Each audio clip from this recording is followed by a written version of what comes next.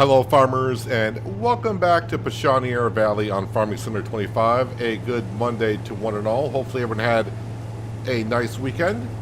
We are starting off today, before the rain gets here, hopefully, with the harvesting. I got 3 more fields to harvest. I'm kind of fingers crossed we can get them all done before the rain hits. I think we can. If I remember correctly, the rain's not going to get here till late in the day anyways. And I'm running out real time, so it should not be a problem. But we got a canola field that we're going to be harvesting off first. Then we're going to move on to the field across from the farmyard, which I believe is like winter wheat, possibly. And then we got a field of Spelt, I think. One of our new fields. Got to get that harvested, along with the 3 grass fields as well, and make some silage bales. So that is the plan kind of going forward to start with. Hello, Mark and John. Welcome. Hope you guys had a nice weekend. Appreciate you stopping on in today. So yeah, at the end of last stream on Friday, I think it was Friday we were here, we did harvest an oat field, and we also harvested our other canola field. So we got some oil being made. Of course, the oil is being distributed to our mayonnaise production, and of course, mayonnaise earned us a good amount of money last year, and I hope we can earn more from this year. I'm thinking by the end of this in-game season, we should be able to forward the big dairy production on the map, and we can remove the one that's in the farmyard. Not that it's in the way or anything, but I just want to get the one that's on the map. And then the next big purchase will probably be to upgrade this combine. Yeah, we're going to kind of break the rule of our requirements on here. But I think I said from the beginning that the harvester requirement, no harvesters over 250 horsepower. I think from the beginning I kind of said we're not really going to be a hard set on that one. The tractors, yeah, the tractors we're not going to go over 200 horsepower. But the harvesters, that was kind of questionable.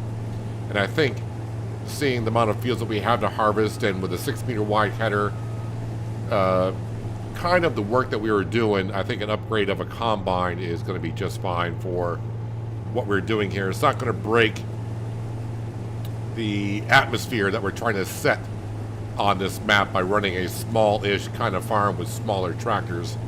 Don't think getting a bigger combine is going to affect the atmosphere that we're really setting here.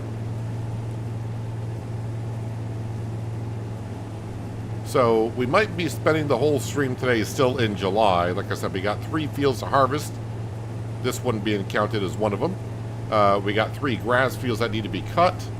We're going to have some straw that needs to be baled. The grass fields that need to be baled and wrapped. So yeah, we got a good amount of stuff that needs to get done. And I don't think I'll be selling anything. I don't think we have anything that needs to be sold. We probably have some cheese, but cheese in July, that price is going to be terrible. So, yeah, that's not going to happen.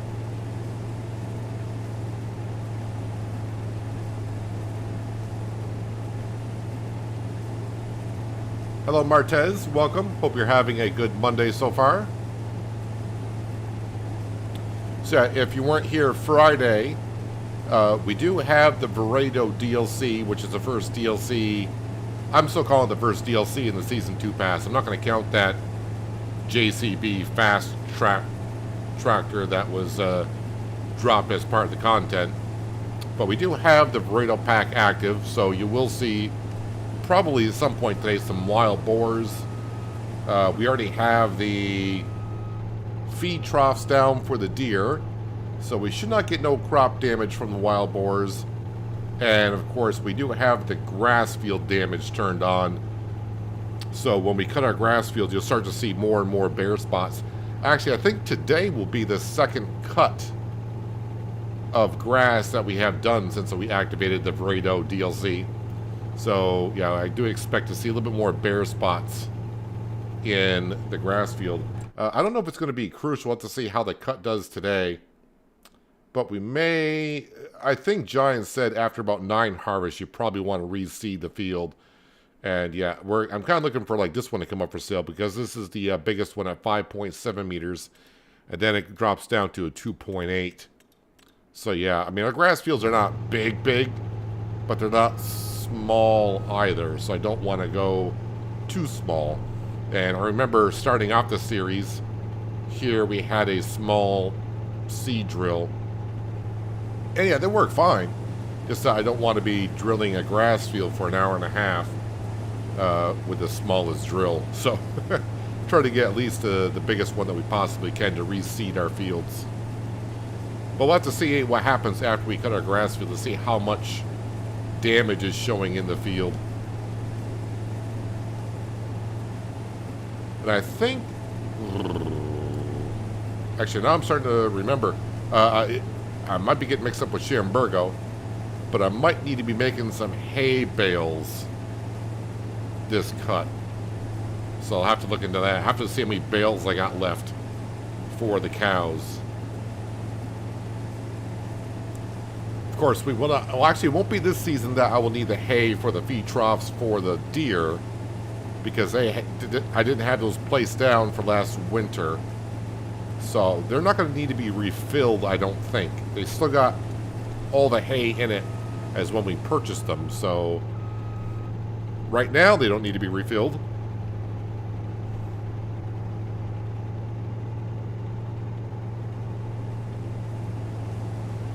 So yeah, hopefully everyone had a nice weekend. In case you missed it, I did have an episode of American Truck Simulator yesterday, which we went up into British Columbia, Canada on the Pro Mods map. And that was a fun little drive. Hopefully we can explore more of the Pro Mods Canada map before the next state comes out, which could be within under a month, maybe, possibly. I don't have any info on that. I'm just speculating. And, of course, also earlier today, I did release, actually about just a little over an hour ago, the video went live for the Shamburgo recorded farming simulator series, where we did more harvesting on that one as well. Seems like I'm in the same cycle on this series as I am in the Shamburgo series. Harvesting.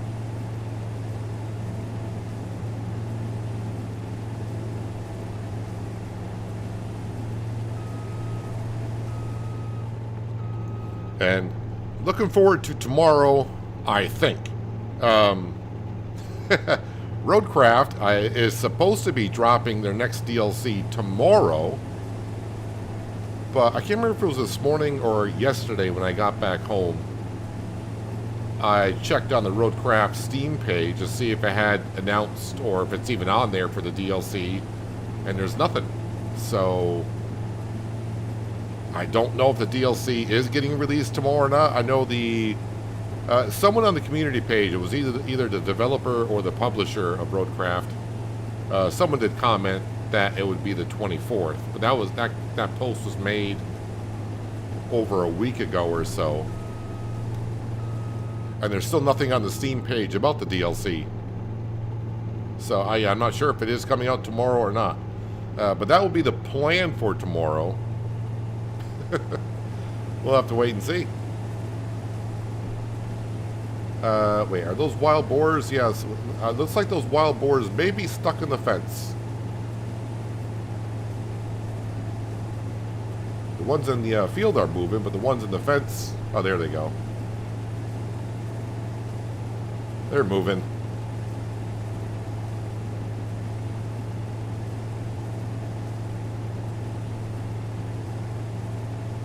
Anyways, back to our Pichonniere Valley farm. It is doing rather well. Financially, we're doing great, especially now with the mayonnaise production in full swing.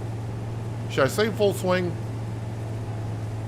Yeah, I'd say it's pretty much in full swing now. I mean, we got 2 canola fields that we're harvesting. Hopefully next season, we may have 3 fields of canola going. But yeah, that's rocking and rolling with the eggs and oil making mayonnaise. Of course, our dairy production is always making cheese.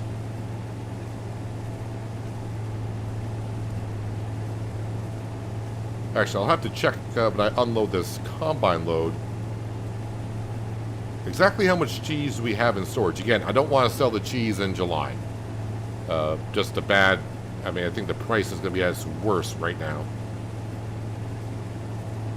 But as I mentioned, I do want to save up for the large dairy production on this map, which costs $350,000. And I'm hoping by next harvest season, we might be able to upgrade this combine. But that would mean in total, buying the dairy production and upgrading this combine, I would need like 700 grand. That's kind of a stretch. So, you know, we'll have to take it as it comes. Maybe, just maybe, fingers crossed, by next harvest season, maybe our combine will come up for sale and I get it for half off.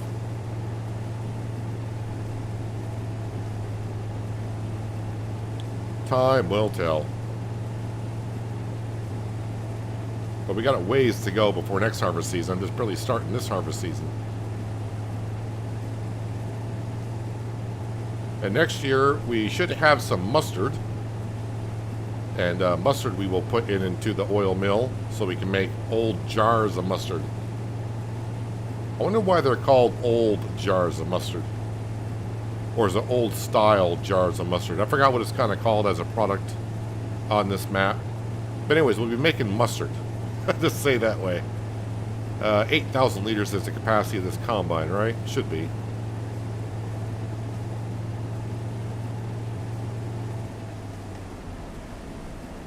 Let's go grab the Fendt and the trailer and unload. Boy, seems like we got a lot of canola left, which is good.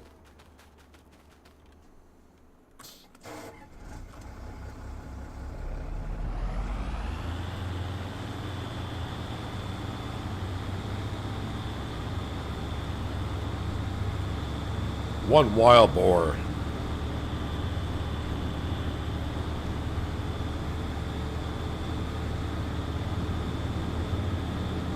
So, of course, after we get done with the harvesting, the next step will be see what fields need to be soil sampled, if any, which ones may need some lime, and then, of course, we'll spread some manure on the ground before we start replanting. So, yeah, a long list of work that needs to be done. So, yeah, as I said, while that's unloading, let me just see how much we got worth in cheese. 51,000 in cheese if I sold it today. If I waited for the best price, 56. All right, so it's not that big of a difference. And the mayonnaise production has started. Obviously, the mayonnaise, I think the best time to sell that is October as well. So hopefully a lot of that will be done. And already, we just barely started making it a little while ago. We already got $1,000 worth of it sitting there. We have $14,000, actually $21,000 worth of oats. That was the harvest we did on Friday. So that's good. Winter wheat we keep. That's what we're feeding our chickens with.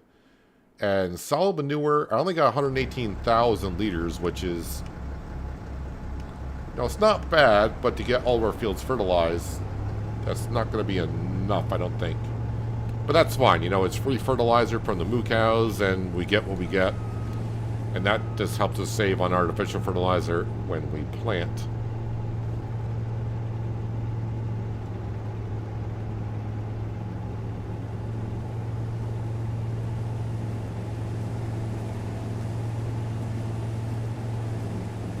I think after we do this canola field, we will get into cutting up the grass. So I'll try to mix up the jobs a little bit so I'm not in the combine for the first hour and a half of the stream. So we'll harvest this field, then we'll grab the Fendt. We'll cut the grass, and after I figure out if I need to make hay or not.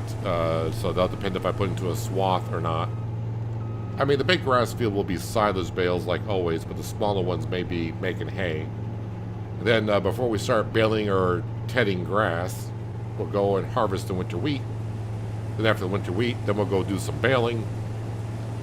And then eventually get to the rye, or sorry, spelt. I actually may hire a worker to combine the spelt while we take care of the rest of the baling and grass, just to help us get some more work done.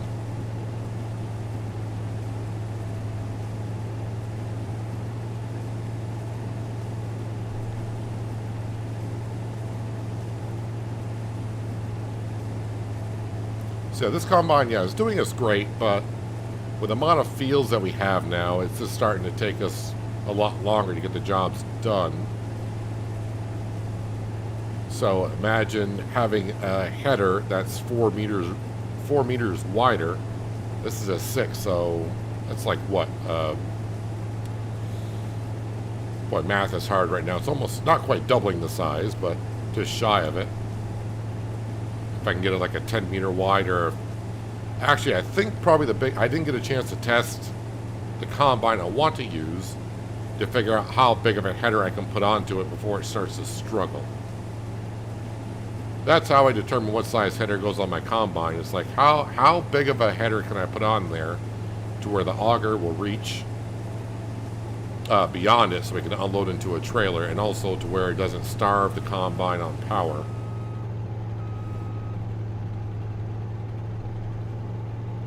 I think when I looked at combinations for the combine, it gave me an option going all the way up to 15.2 meter wide. That would be a huge header. And all the fields that we got are relatively flat. So it's not like I got to go up hills or anything. Kind of like on Shamburgo. Like if you're watching the episode earlier today of Shamburgo, that combine there does great on flat ground or whatever, but on the field I harvested in that episode, the hilly parts it slowed down to about 4 miles an hour on the hills, which is not bad, but yeah, it does show that the combine going up the hill with that header I have on that series makes the combine a little bit underpowered.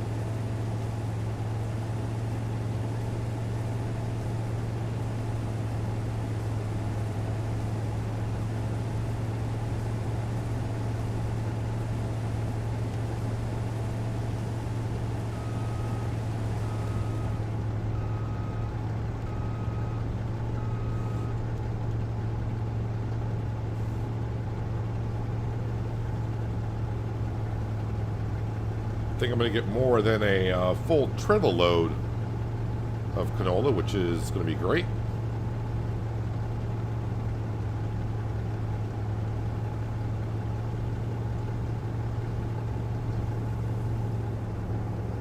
Might even get 2 trailer loads of canola off this field. Hello, Miles. Welcome. Hope you're doing well on a Monday. I was going to say on a gloomy Monday, but it might be just gloomy for me. It's just rather a dark, grayish kind of day where I live.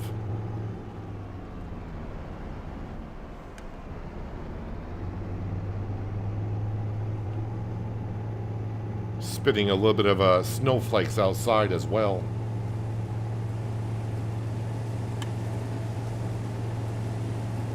But I guess spring is officially here, but just looking outside my window doesn't feel like it.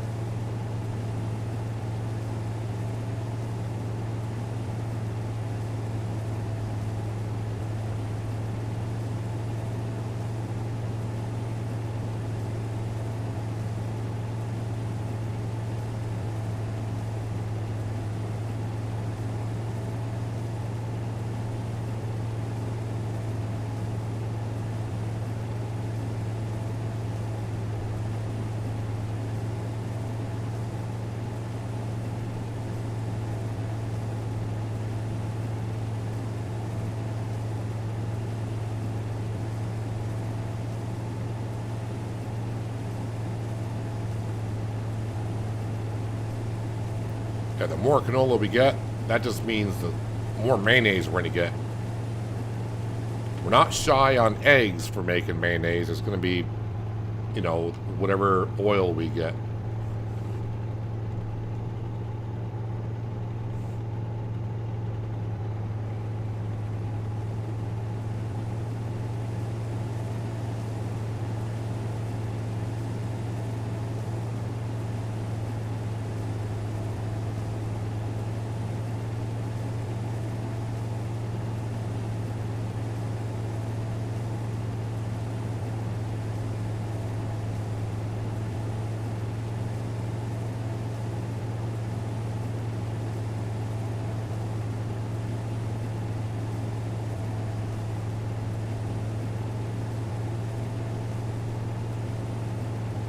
Actually, I wonder how much this combine and header are worth. Can't be worth that much at this point. Bought the combine used. I think brand new it only goes for like 100 grand.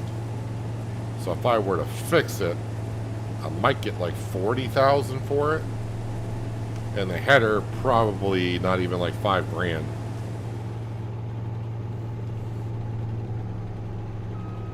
So let's just say, okay, if I even add the header trailer in, I might be able to get 50,000 for this setup, which is something.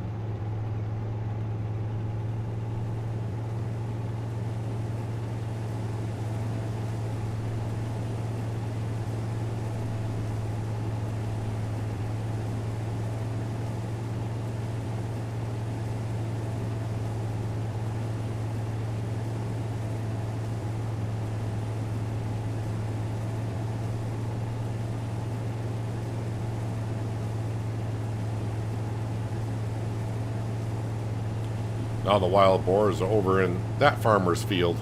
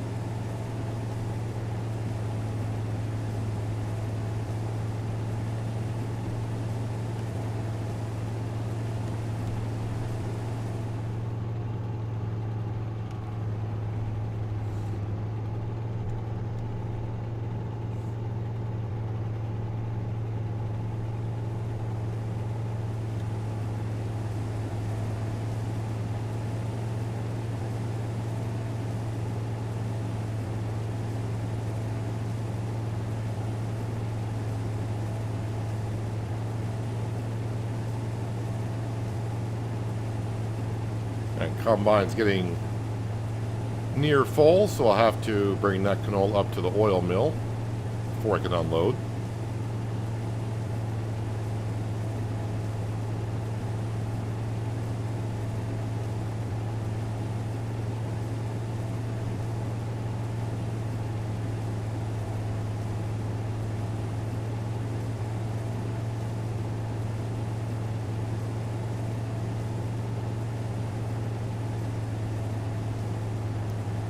According to Roadcraft's Facebook page, the DLC will release tomorrow. Okay. It will cost $14.99.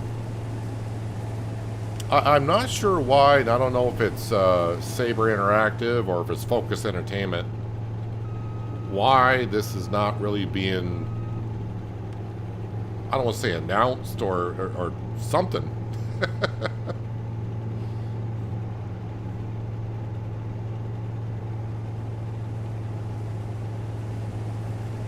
I mean, I realize Roadcraft isn't like one of the, top games out there.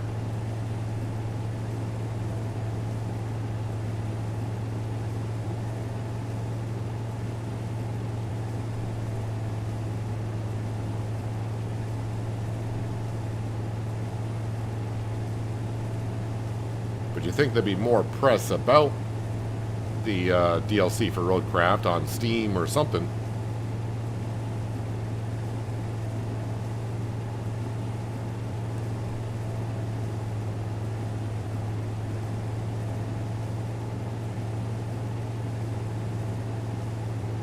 And full combine.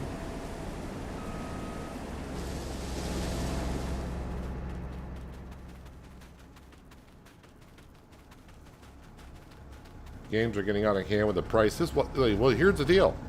The only people to blame for the pricing of games are the gamers themselves.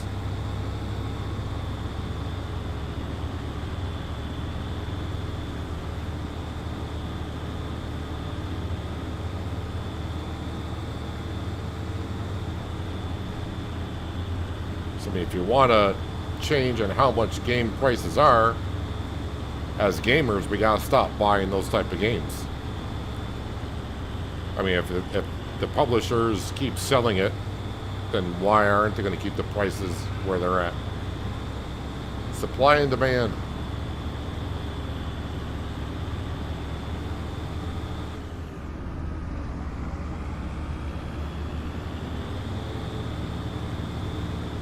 Now, a game that I do not plan on playing is going to be Grand Theft Auto 6. But I am very interested to see when that game comes out how much that game is going to be.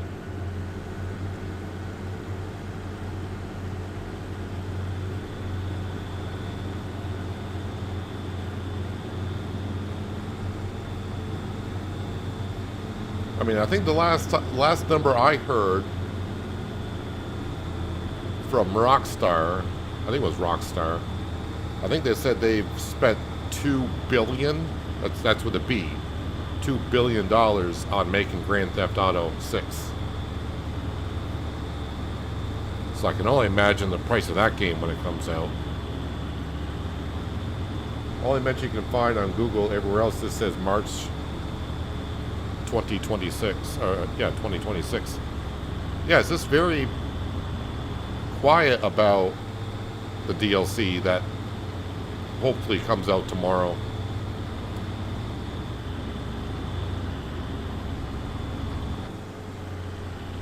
Every time I come down this road to the oil mill, I'm clipping on these curbs, and it almost puts me to a dead stop.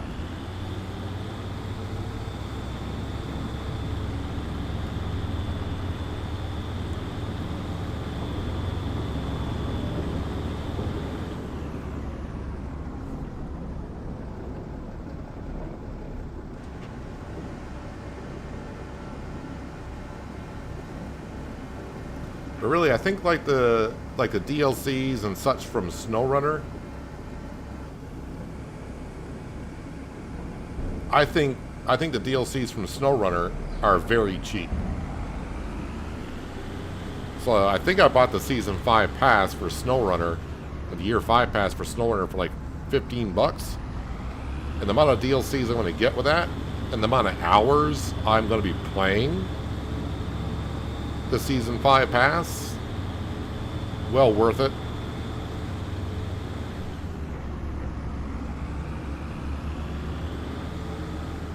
But it all depends on how you find value in things.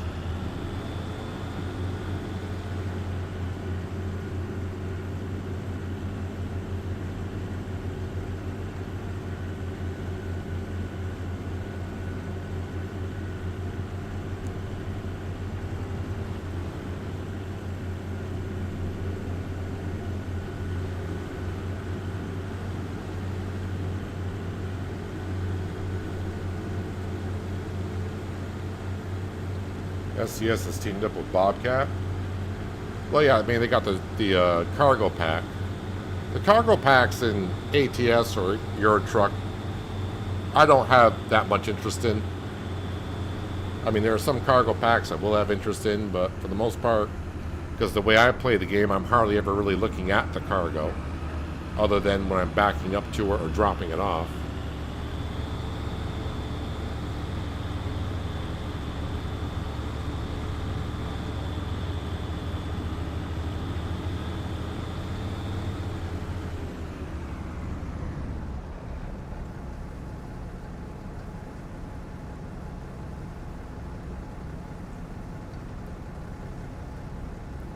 You're on Cache Cleaner Simulator, got over 100 hours into it.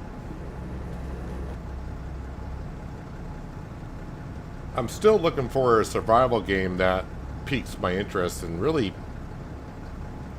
for a while there were so many survival games coming out, and now it seems like there's survival games that come out, they're like early access, and they kind of work and then kind of don't, but they don't get worked on after they come out in early access, which kind of sucks.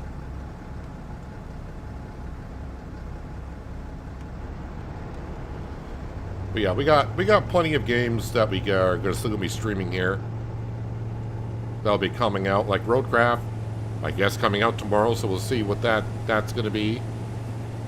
I mean, honestly, we're not that far from the month of April, right? Because today's what, like the 23rd of March, so in a week it'll be April. And sometime in April, we should have the Hillshade Farm. I think it's supposed to get released in April. We did the demo version back in like November. Farmer's Dynasty should be coming out sometime this year. I don't know how the play test went for that. I don't really follow Farmer's Dynasty 2 talk that much, because I got tired of following it a year and a half ago. So I'm just waiting to either get an email from them or get a notification from Steam.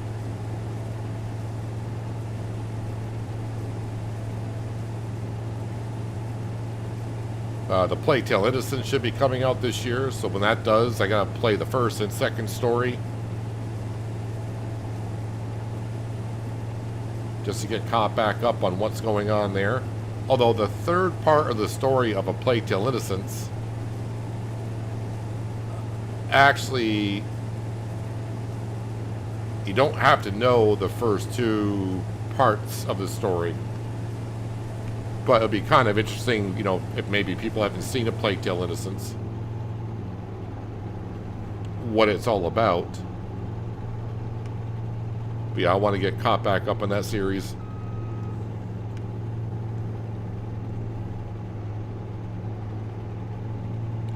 And actually, if I do like when the Plague Tale does come out, it'll probably be like 2 weeks worth of streaming. Playing the first and the second story, then playing the third story. Which I look forward to, because it'll give me a break from Farming Simulator streaming, which, you know, I don't mind streaming Farming Simulator, but yeah, it'd be nice just to take a break from it. You do FS25, Fallout 4, and 76. I've never really gotten into the Fallout games. I've watched a couple videos on it, and I look at it and say it's kind of interesting, but I just, after I watch the video and just do other things, I kind of forget about it. So it must be I'm not that interested in it. But it could be one of those type of games that once I got started playing myself, I may be fully interested into it. It's the way I was with Farming Simulator 13. Saw a couple of videos on Farming Simulator. I'm like, all right, the game's on sale. I bought it, and now here I am 12 years later.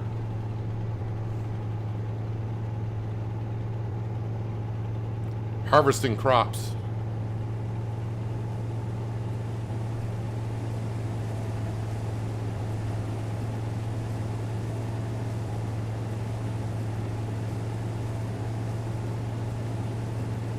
I know some people are going to hate me for saying this, but I hope in the Roadcraft DLC, does Kelly make a comeback? I doubt it, but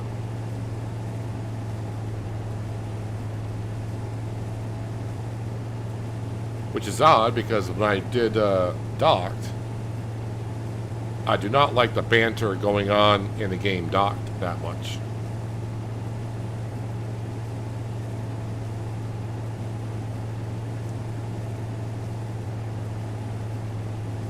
Which, speaking of Docked, I'm still a little bit frustrated with Docked that when I finished Milestone 7, I can't even go back into the game unless I load an old save file to get other jobs done and stockpile some money and some materials, so when the next DLC comes out for that, I can kind of get right into it.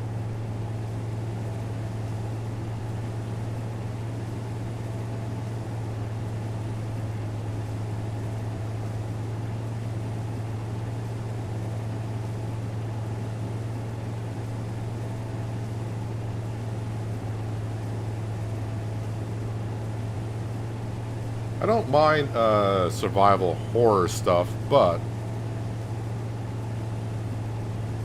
if people want to watch me do that, I'm not one of those that are going to get scared at things or anything. So, I mean, the game will be interesting, but you're not going to hear me go, like, do like a scream or anything on a jump scare. At most, you might hear me go, geez. That's about the biggest reaction probably to get from me if I get startled. Just go, oh, geez.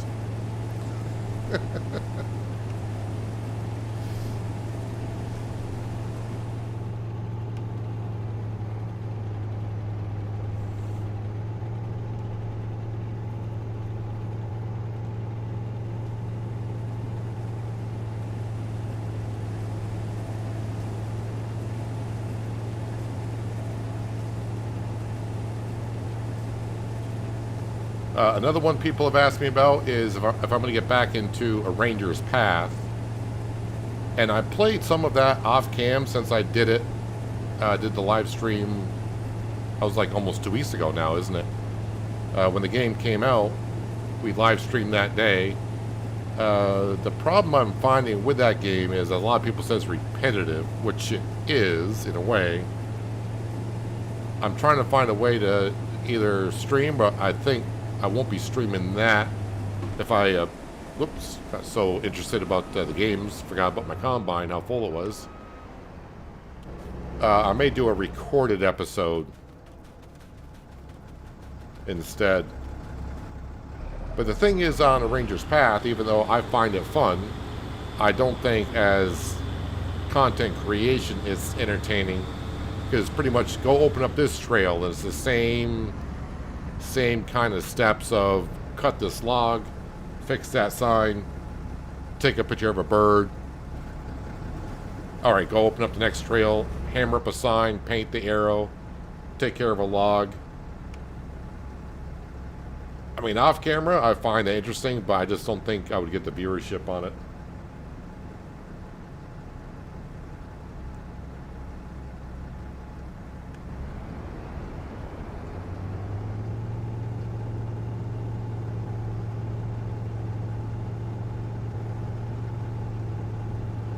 I mean, it's been kind of the same here for even Farming Simulator 25 viewership on the live streams.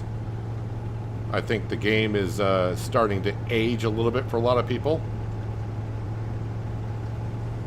And they want to see something different, something else.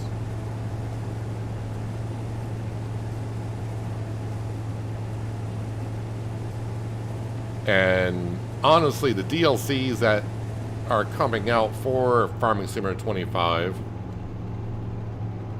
I don't think they're that interesting that it's going to draw people back to the game.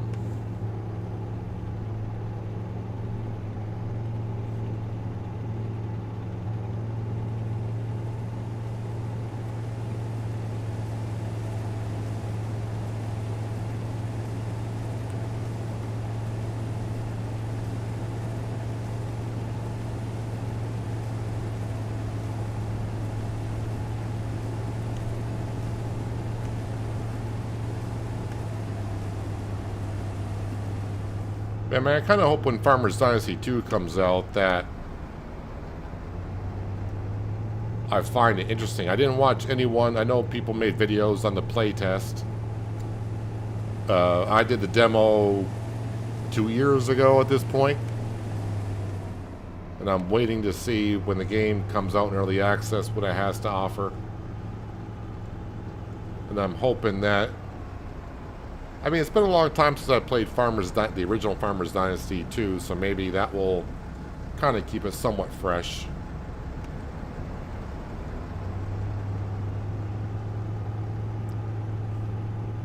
Your comeback at Resident Evil 5, is that the best you got? So you didn't find it that interesting, or...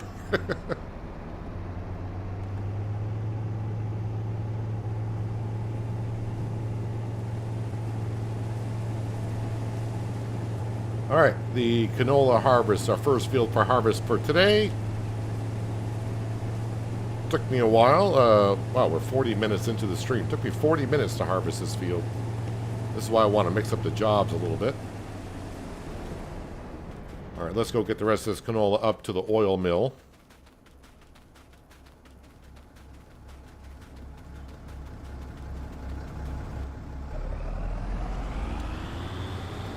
So, just about 2 full trailers. I think that's going to be a lot of mayonnaise. October is going to be a good month. We're going to have a lot of cheese. And we should have a decent amount of mayonnaise as well.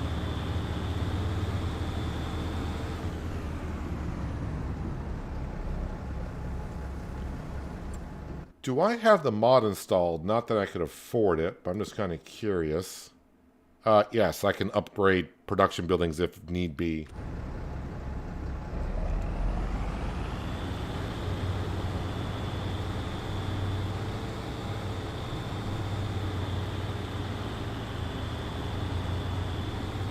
Good game, but I think you meant to say there you wish there was more to it. Well, I think as gamers, when you like a game, we always wish there was more to it.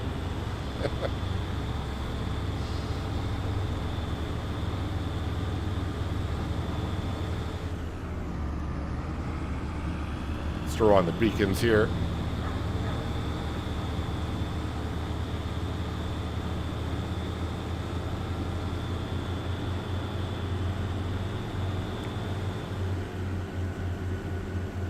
Actually, I think I talked about a little bit of that in yesterday's ATS video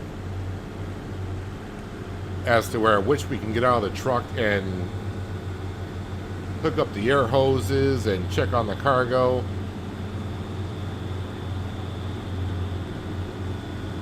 Instead of just backing up and hearing it hitch up to the truck. It'd be kind of cool if we had to get out and did all that. Like you can in Alaskan Road Truckers. Which I haven't played that game in ages.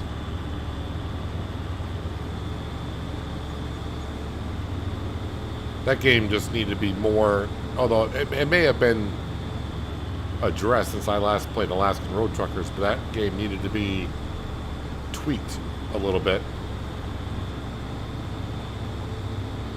It needed to be polished.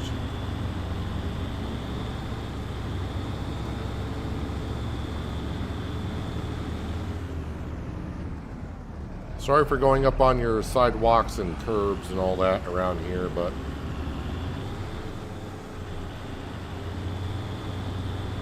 it's a rather snug area to get through.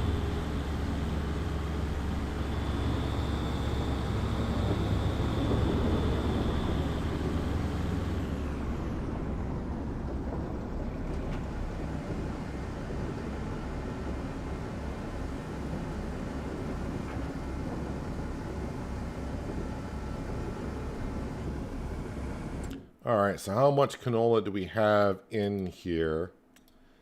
So we are going to end up with 26,000 liters of oil. That should be pretty darn good for making mayonnaise.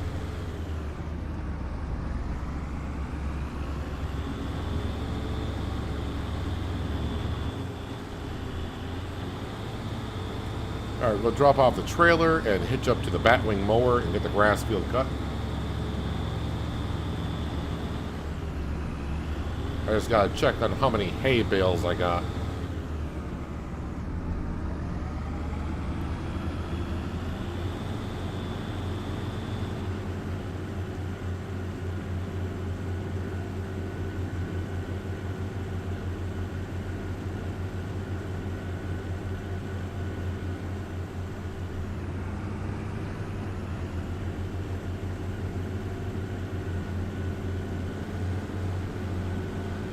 Yeah, at some point, I do need to get back into SnowRunner because we started on the season 17 stuff,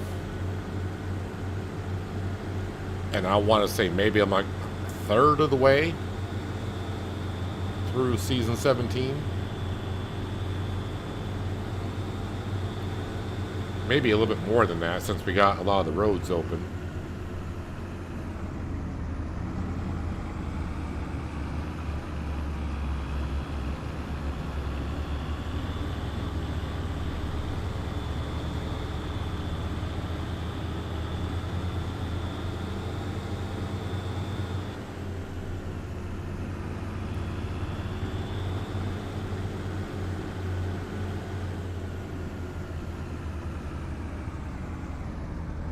Slowly over the bridge.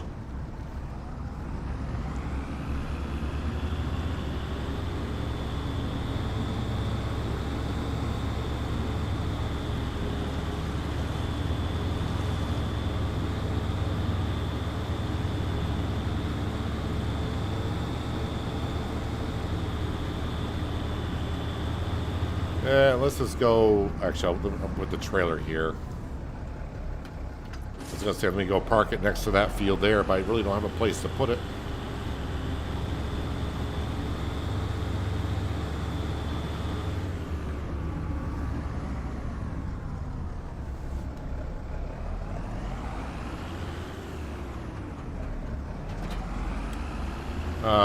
Something does need to be repaired. I think that both equipments here, tractor and mower, probably need a good fix.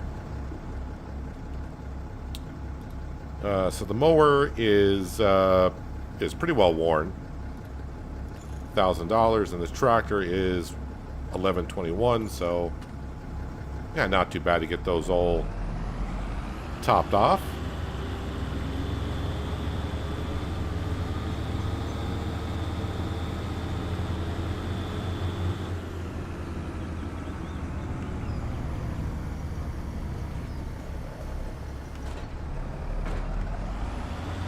Should be putting it down in a swath, which it is.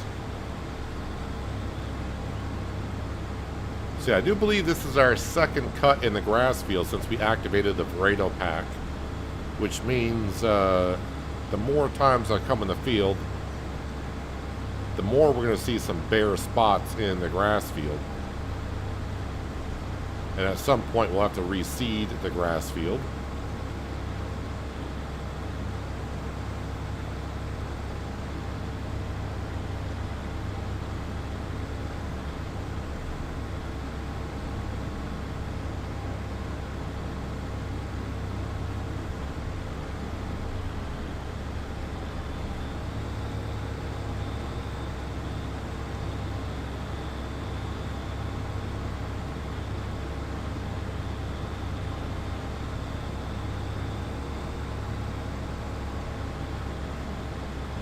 Actually, I'm starting to remember, I haven't checked the bale shed yet, but I'm starting to remember, I think I'm down to about 2 silage bales. I think hay bales, I may have 5.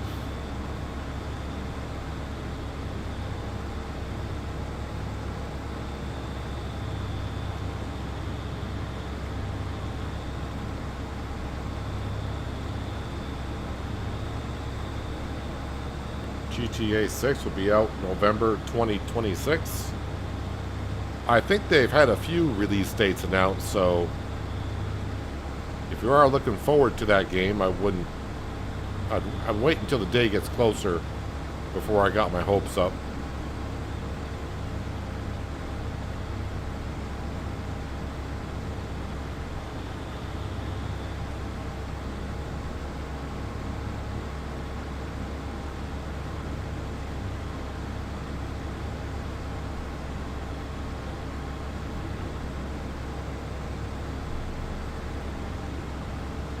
I know a few people have asked, but no, I do not plan on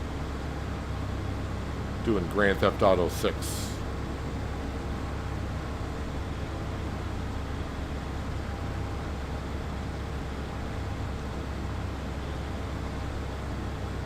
Although enough people have asked me to do it. So I might get the viewership, but I probably shouldn't say I'll never do it, because I don't want to, I never should say never, as the saying goes.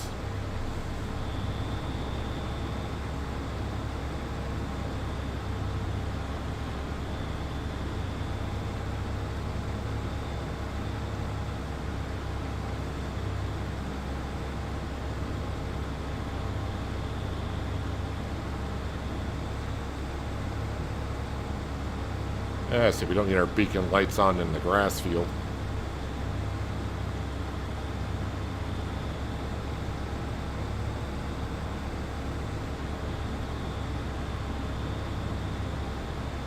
So we got a few bare spots in the grass field, but I think those are from last time, so I don't know. At least I'm remembering them from last time. I don't know if they're getting bigger or...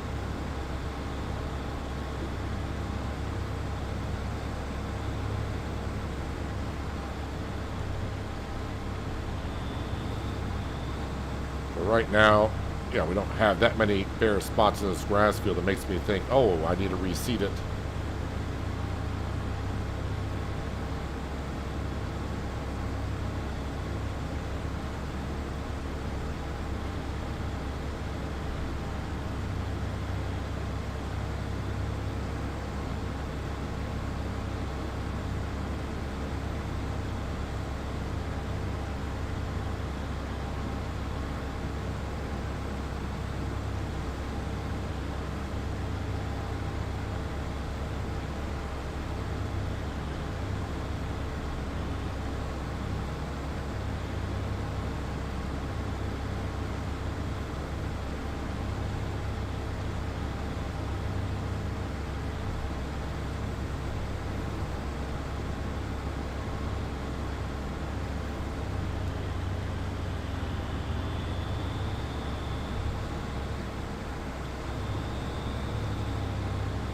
I played GTA 5 maybe like about 15 hours worth.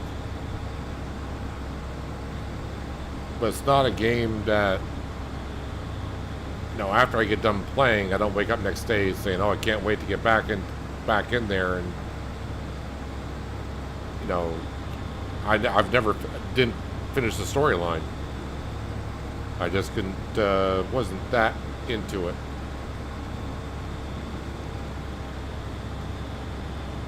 Just wasn't for me.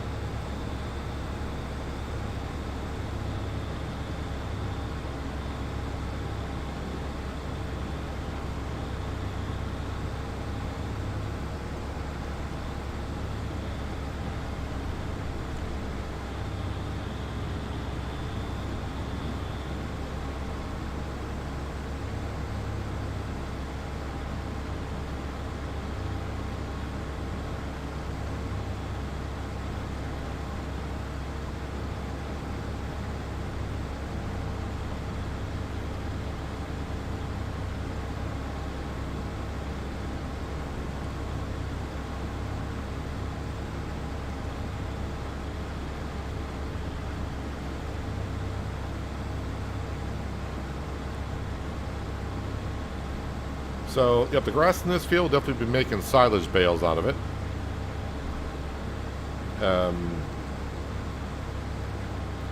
Again, not too sure, but I think we'll probably keep all of the silage bales. And if I do that, I may as well, in the other two grass fields that we have, go ahead and get that prepared for making hay. And then the third cut of grass this year in October, we could just go ahead and make swaths and make them all silage bales and sell those. So I think we're just going to go ahead and make hay in the other two grass fields no matter what our storage looks like.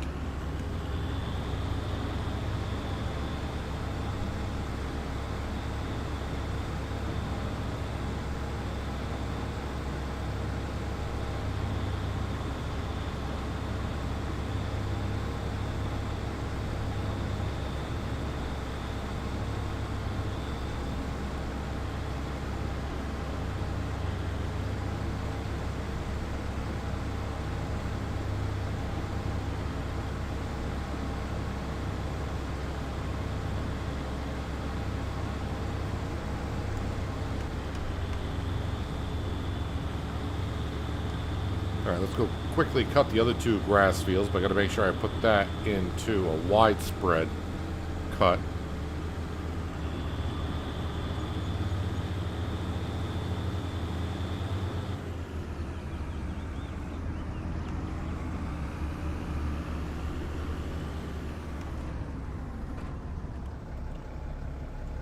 Alright, so it's in swath mode.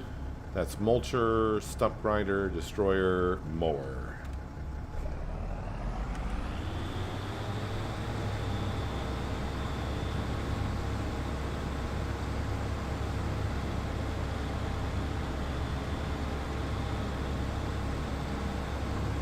Darn wild boars, get out of my grass field.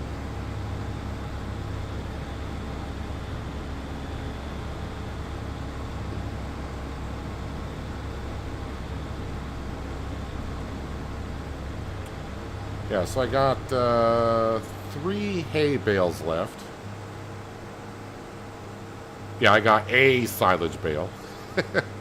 And we got 2 straw bales. So, yeah. Let's just go ahead and make everything for the cows. All the straw bales and hay and silage that we're going to be making in the next month or two. Keep it all for the cows.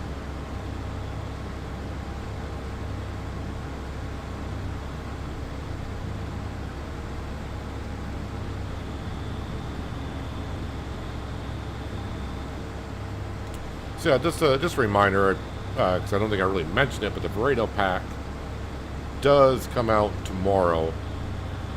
I don't know what time it's supposed to come out tomorrow. Thanks to Giants for giving me early access to it. But you'll get yourselves the wild boars, which can cause crop damage. And that's an option you can turn on or off. And also you got the 12 pieces of equipment from the Vredo pack, which is 3 slurry tankers and about 6 options for sprayers for the tankers, and also 3 seed drills to help reseed the grass field in case you keep the grass crop damage turned on. So if you do like the DLC but don't want it to deal with the wild boar damage or the crop damage, those are things you can turn on or off.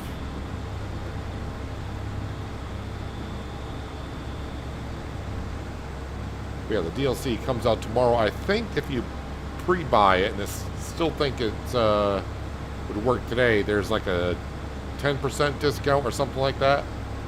Should be a link in the description below if you want to check it out. If you have the Season 2 pass, then you already will have it.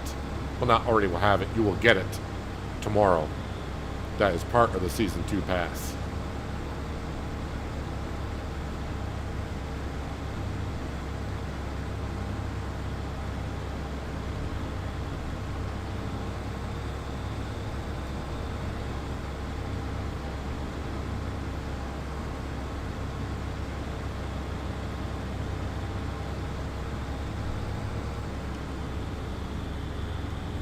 Alright, one more grass field to cut. And then we'll take a break from grass work. We'll go grab the combine and get the winter wheat harvested.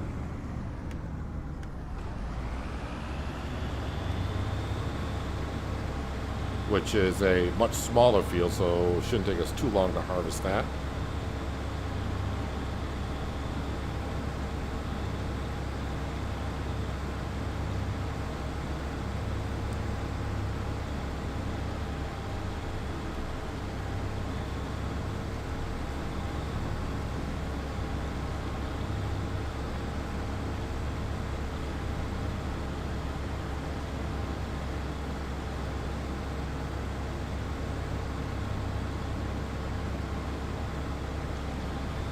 I think after I get this hay, or the grass turned into hay and baled, I think I'm going to turn on the destroyer mode on this batwing mower and get rid of these bushes and hedges here. I liked it at the beginning, but now it's just starting to be more of a, I don't want to say an eyesore, but I just don't like the way it looks anymore.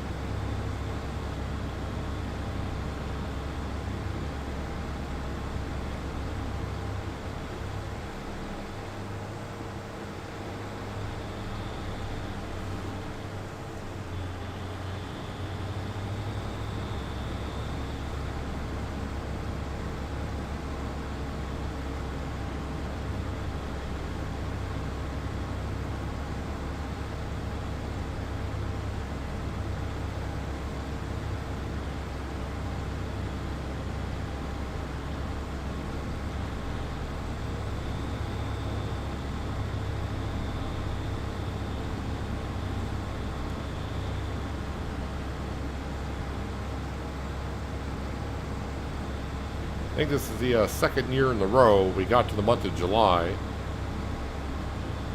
and all of our fields and grass fields were ready to be worked in. I mean, my grass fields are ready in May, July, and October. But I did not plan on purpose to have all of my crops ready to be harvested in the same month.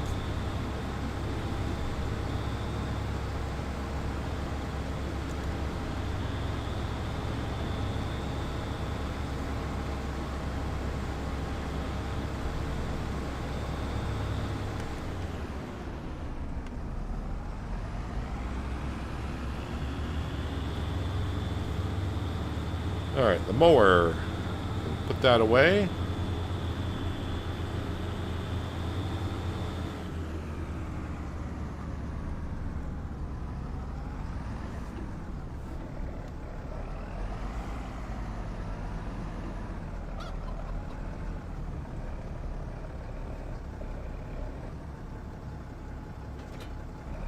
And we'll hitch back up to the trailer. Now the winter wheat we're getting ready to harvest, that just goes into our silo. I will top off the chickens with grain. But I think it'll all fit in the trailer, question mark. Combine. I left the engine running. I'm not sure if I can go over the bridge with the header on. Header trailer is back at the farm, but I came from that direction through there from the other canola field, but I'm not sure if I can go over the bridge with this. If not, we'll just have to drive around.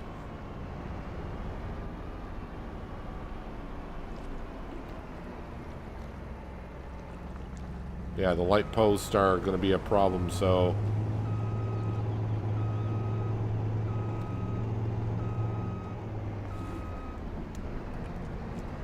throw the beacons on and we'll just take a little bit of a trip. I could put down a wider bridge there, but I kind of like the way that one looks.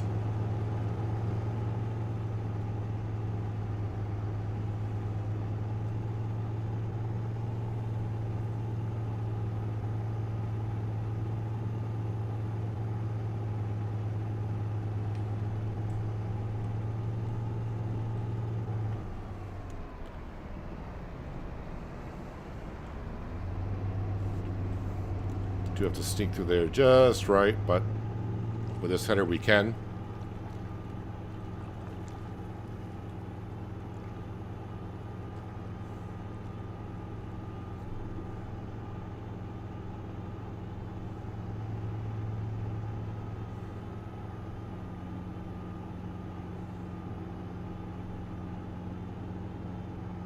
Let me switch this over to swath dropping, because wheat, of course, we can get straw from it.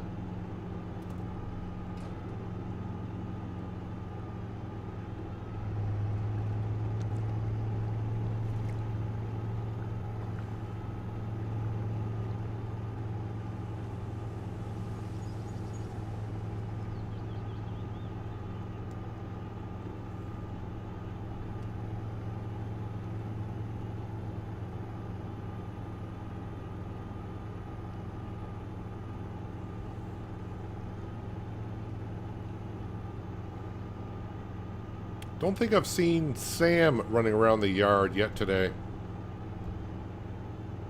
He was probably there when I logged in, but usually when I log in, I get up from the computer for a bit and, make sure my water glass is filled and everything else needs to be done before I sit down. So Sam probably was here for a little bit before he wandered off somewhere.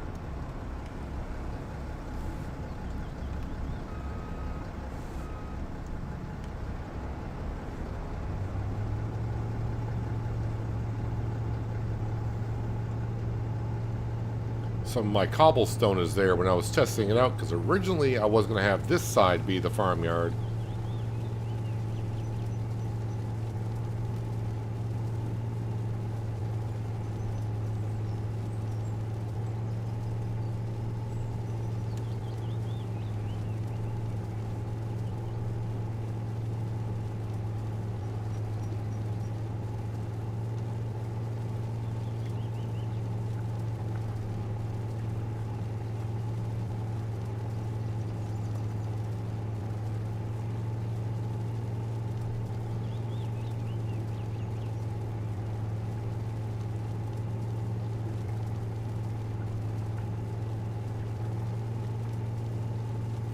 So almost 11 o'clock in the morning again. I think that rain's going to be here at 2 o'clock in the afternoon or something like that.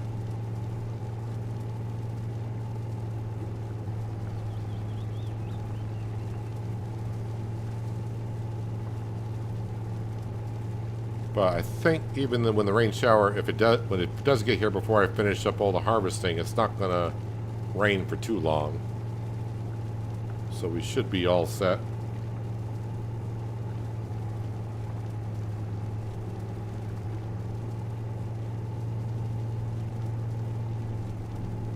Hello, Kels. Welcome. Hope you had a nice weekend and your Monday is starting off well. I say starting off well. I don't know where you live, so maybe your Monday's almost over, for all I know. Or just starting.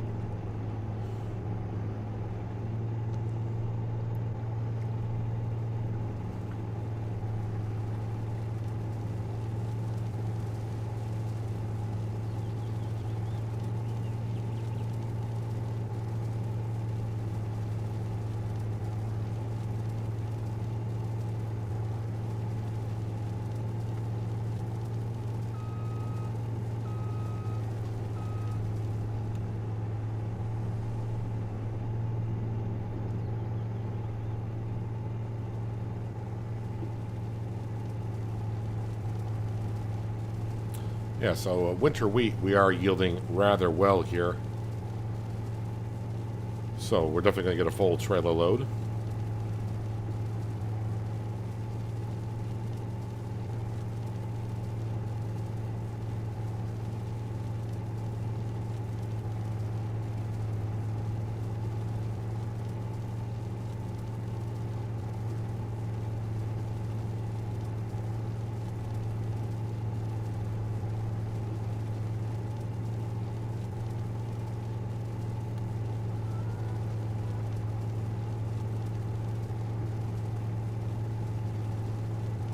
Central U.S., alright, so yeah. So, I mean, it's still morning for you.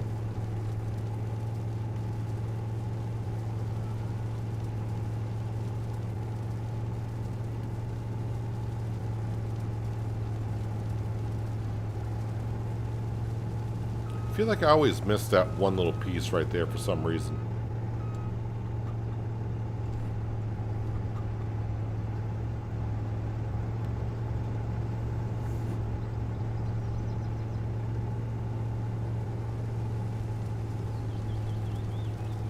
Let's just leave that there for a second.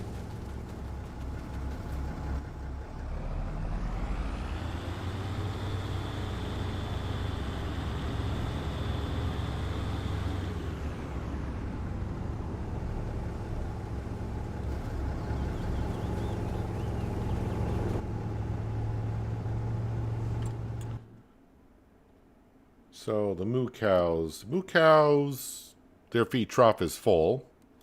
And the chickens, all right, they're not in desperate need of any food. They're good for another 3.5 months, but we got the grain in the trailer, so when I go to the silo to dump some off, we'll top off their feed trough.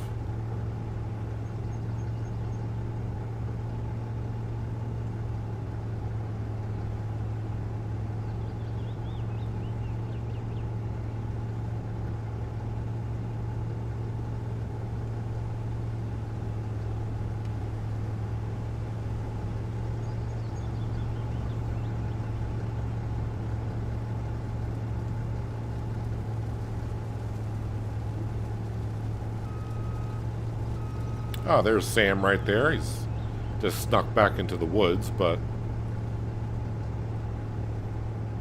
he's looking for his squirrel friends.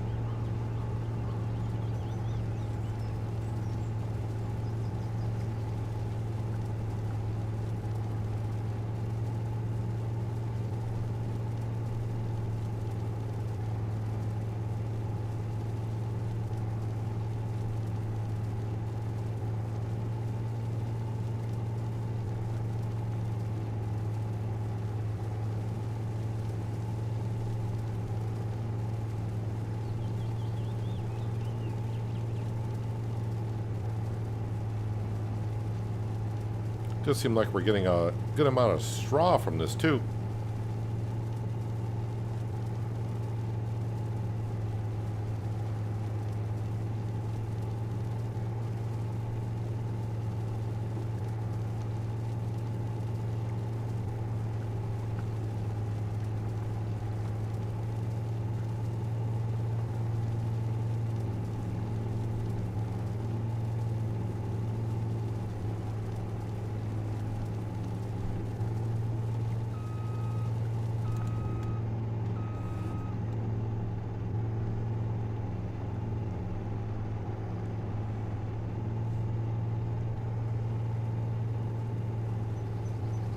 Again, the winter wheat.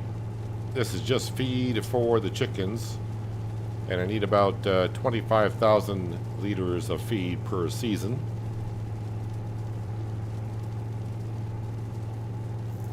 We got enough in storage already to go another year and a half, so this on top of it should get us through for the next 2 years with ease.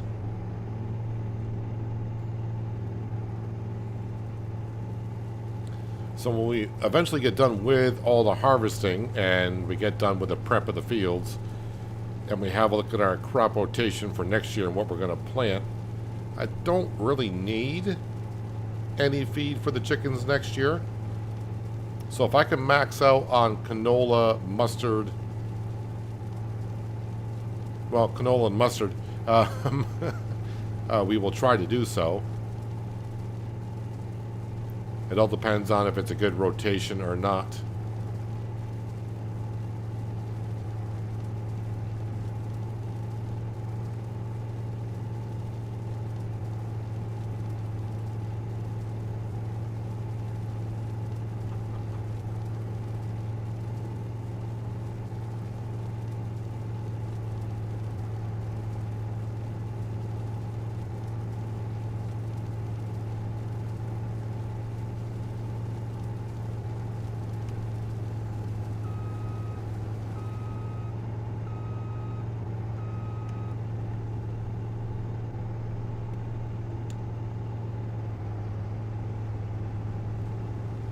Give me just a little bit more room where the trailer is.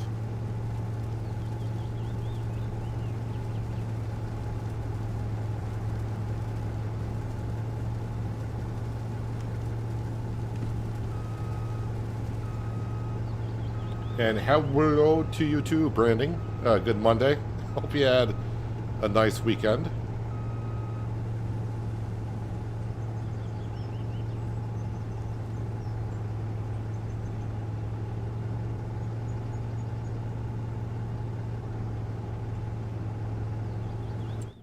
Oh yeah, also we got them on. I kind of forgot, we do have fellow farmers out there doing contracts.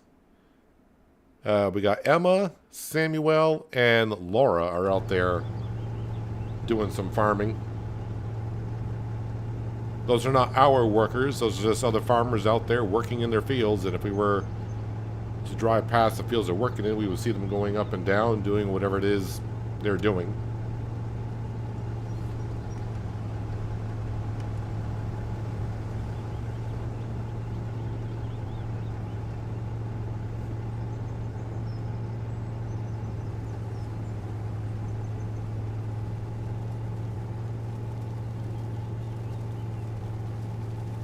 Get out of my wheat field.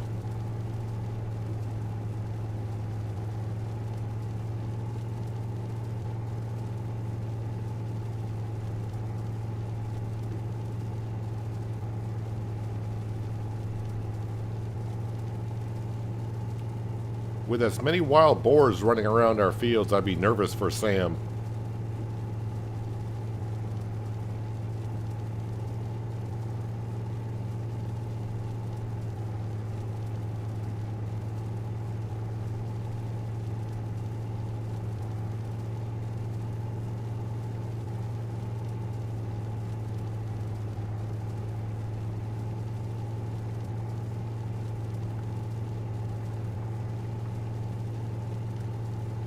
I knew it wouldn't take long for someone to say something like that, and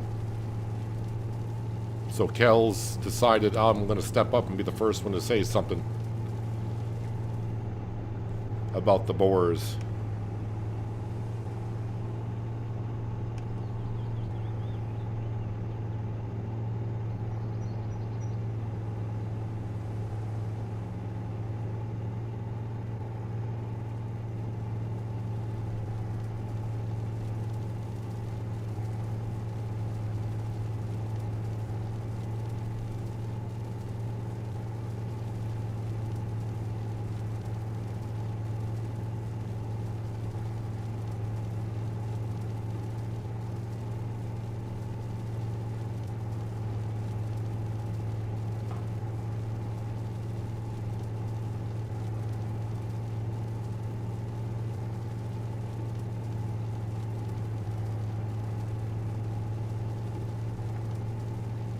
holding on that pun since you mentioned the DLC.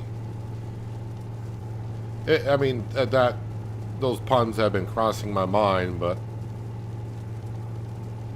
I kept it to myself.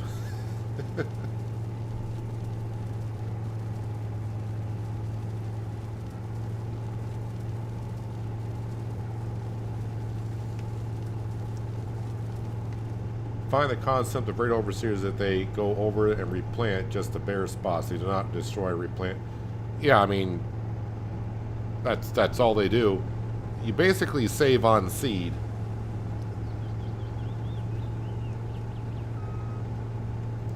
So when you get enough bare spots, and according to Giants, when I made the video on Friday or for Friday, and I did the whole test before Giants released their video on it. Yeah, they said about every 9 cuts or so you'll lose about 5% yield. So you would take the Vredo seeder, and all it really does is just reseeds the area that's bare, not the whole field. So it saves you on seed. But I mean, if you're running a huge field, a 5.8 meter wide seed drill is going to take a while to replant a grass field. And since it's not that difficult to make money in Farming Simulator, probably most people are just going to grab a drill to the size that they see fit and just re-drill it if they want.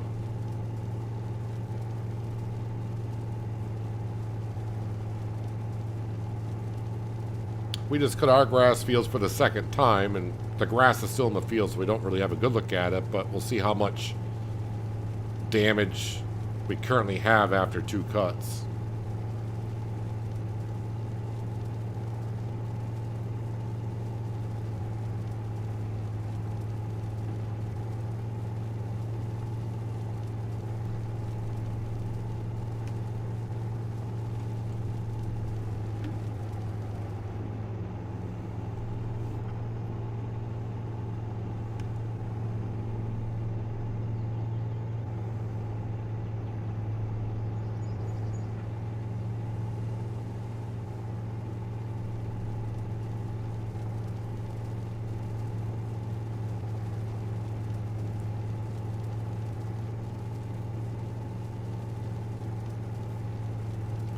So trailer is full. So we'll go empty that out here once I get down. I should be able to get down this pass. Combine's not going to get full in that distance, I don't think.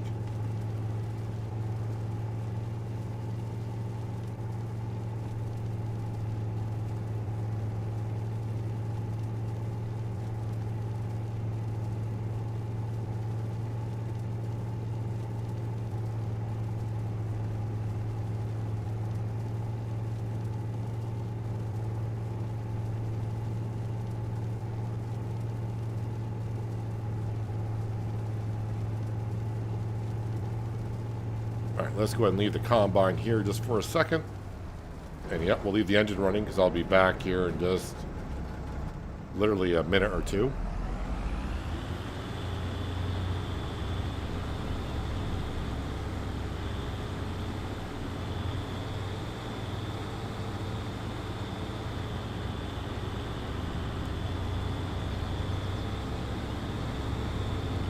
First thing is, let's top off the chickens. They'll take about 5,000 liters, I think.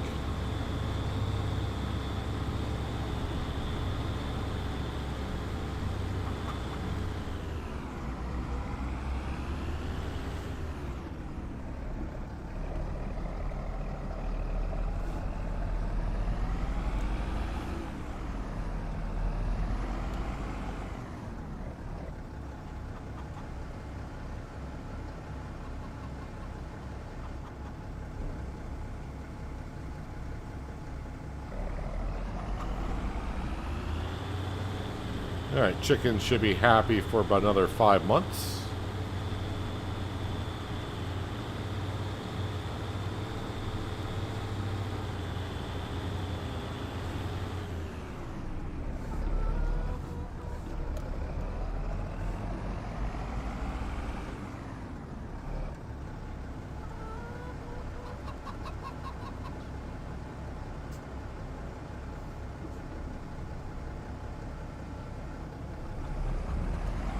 Alright, let's go get the combine and finish up harvesting the winter wheat.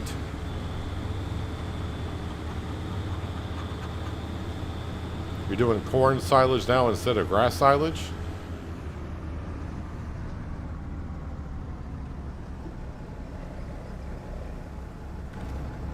I mean, you probably get more silage that way.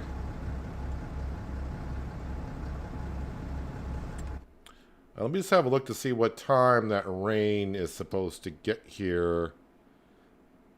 Yeah, so maybe when it starts raining, it may go right to the end of the day, daylight-wise.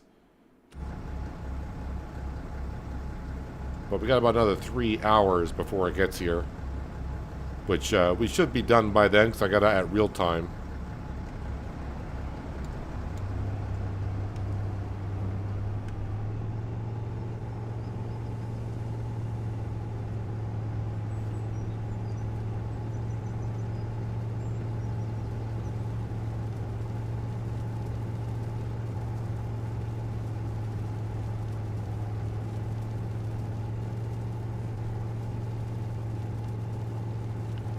Oh, the next field of, I think it's Spelt, is what we got in there. That's one of our biggest fields.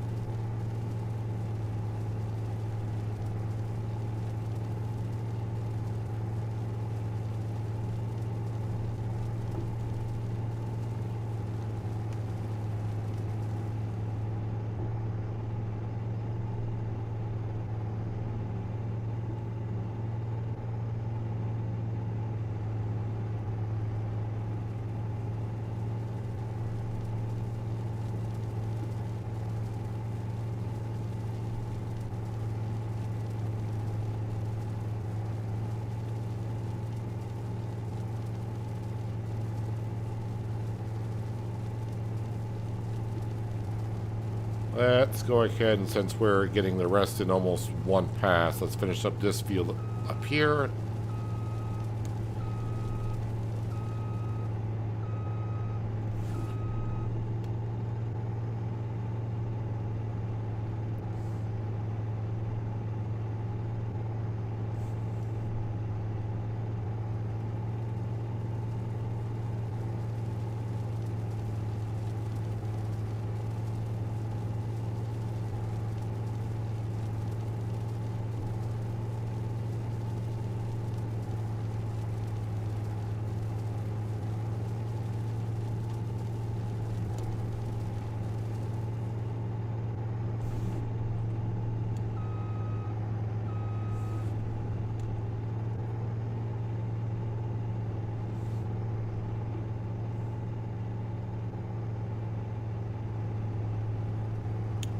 I think what we'll do after harvesting this, we will swap out the trailer for the baler on the Fent, and we will make the silage bales in the big grass field, and then we will start making some hay by tedding it, then windrowing it, then of course then baling it, before we move on to the spelt field for harvest.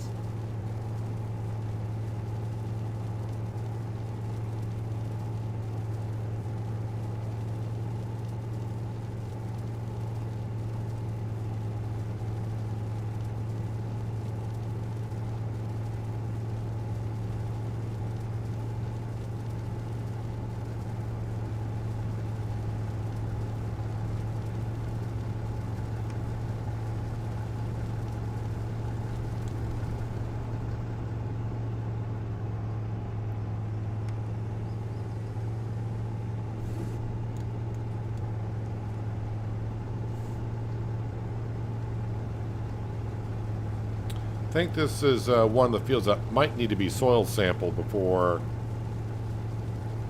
we do any lime or fertilizing and replanting in it.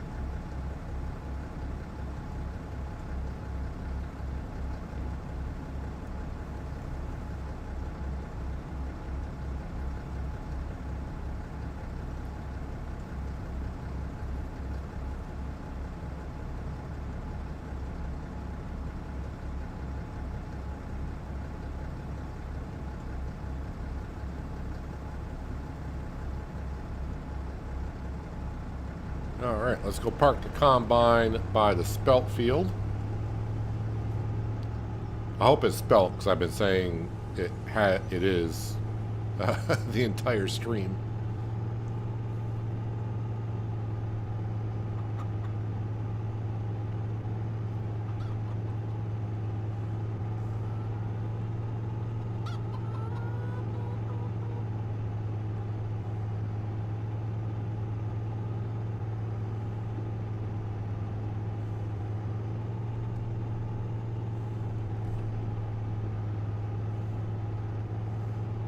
That wild boar just ran right into the mayonnaise production.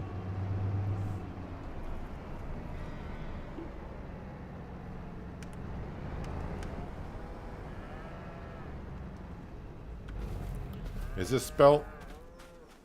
It is. Alright, let's get this grain into the silo.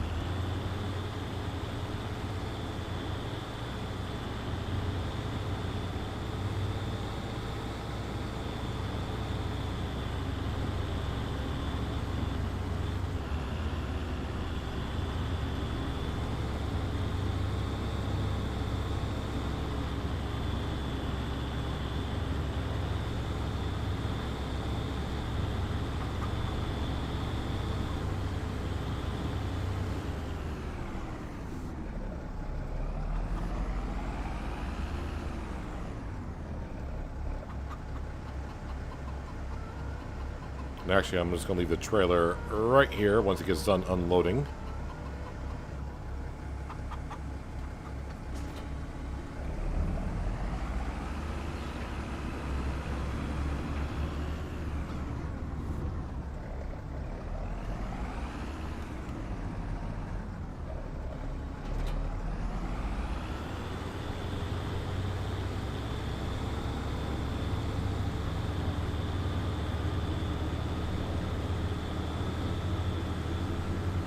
Alright, so from this grass gut, we're keeping everything, silage bales and hay, and also probably from the straw we'll keep everything also.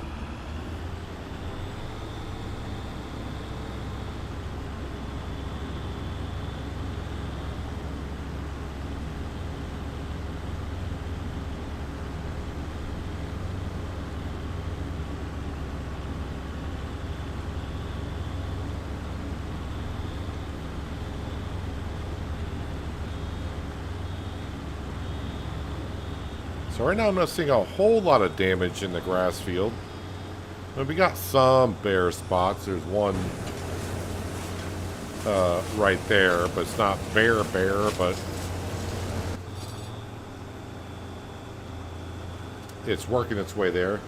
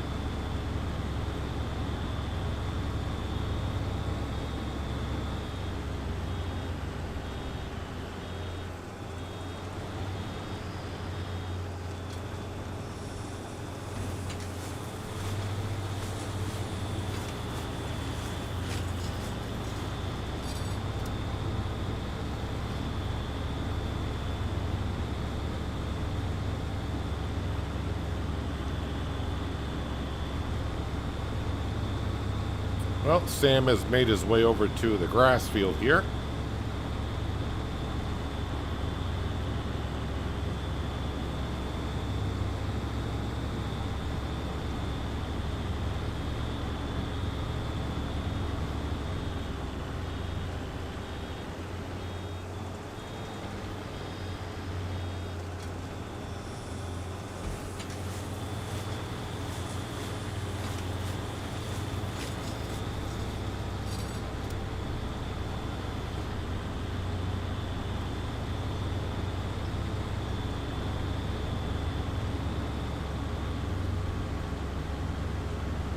Yeah, the grass field is, I mean, we got, like I said, some bare spots, but after 2 cuts, does not seem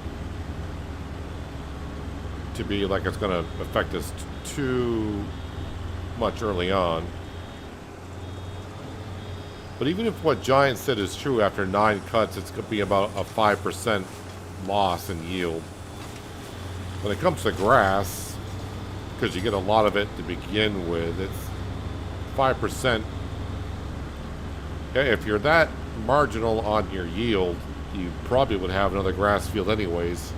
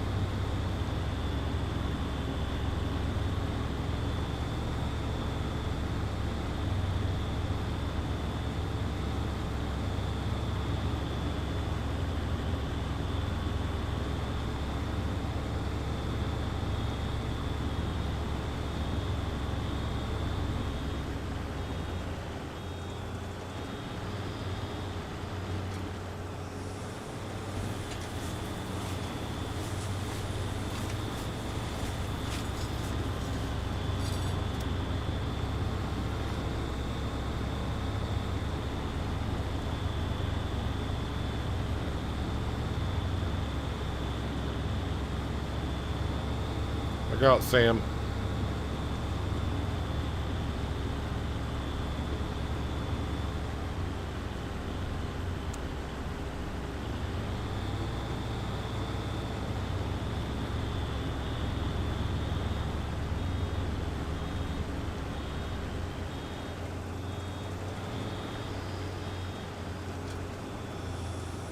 Might run out of round bale net before we finish all this grass work today. So we'll have to buy some of that. Of course, when I say buy some of that, I don't go to the store and buy it. We just open up the helper hut and refill it. We do pay for it, but I'm not going to go to the store and buy bale wrap, or sorry, bale net to refill it.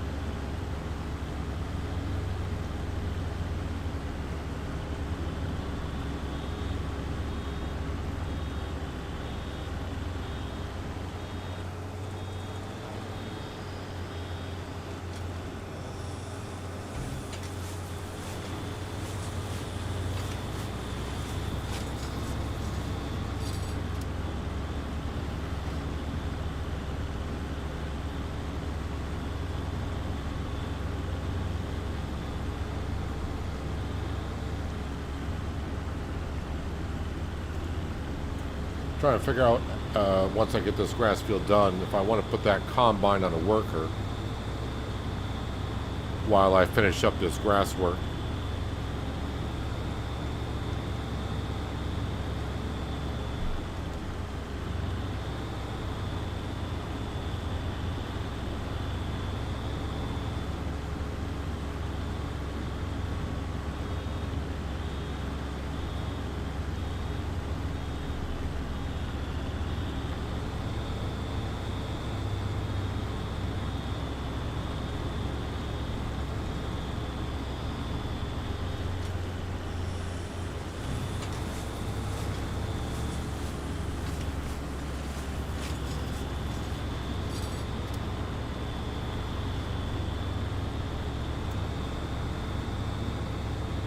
doesn't seem like we got that many more bare spots than what we had before.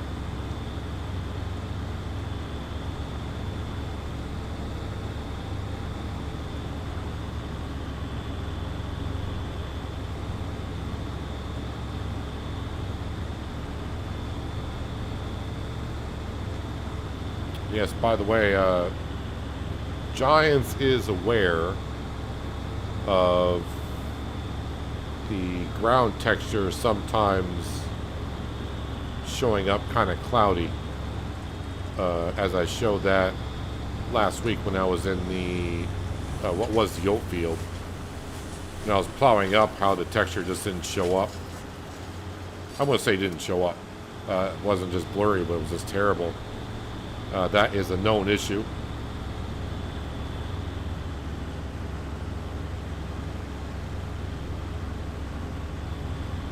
So if you've been seeing your ground texture kind of just getting like rather blurry, hopefully that'll be fixed at some point in the near future.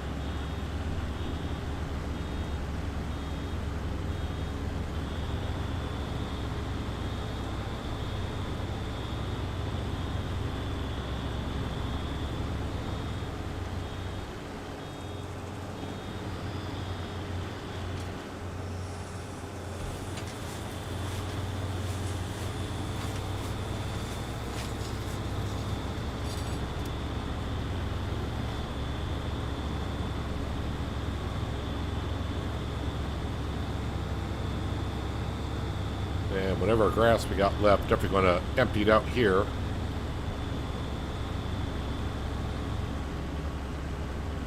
Even though I got more grass work to do, that's going to be hay over there.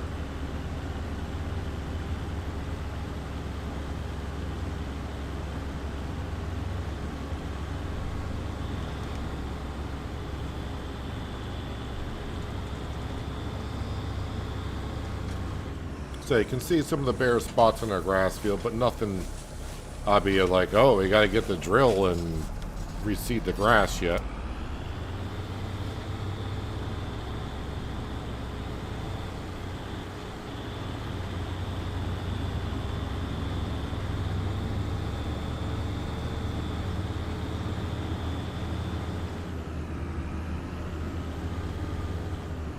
Let's park this here. Let's go get one of the Franks in the combine. And it is kind of an odd-shaped field, so hopefully he doesn't have any problems, or she. I don't know who's going to get into the combine. But yeah, we'll get them started on the harvest, because that's going to take them... It's about the same size as the canola field that we started the stream with, so it should take about 40 minutes or so to harvest.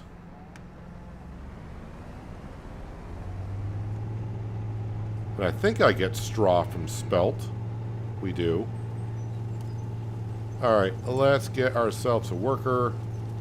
Yeah, we got this, just a few weird corners here, depending on how Frank handles it, but I'm pretty sure they'll manage. 6 meter wide, number of headlands, we will do 4. And we'll do a 2% overlap on the headlands.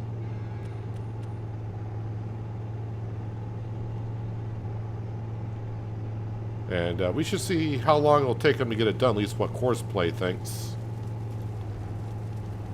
45 minutes, that's about right, I would say. Yep, we need the John Deere in a little bit, but let me go ahead and get the Mercedes on... Well, we don't want the trailer yet. Let me get the grain trailer.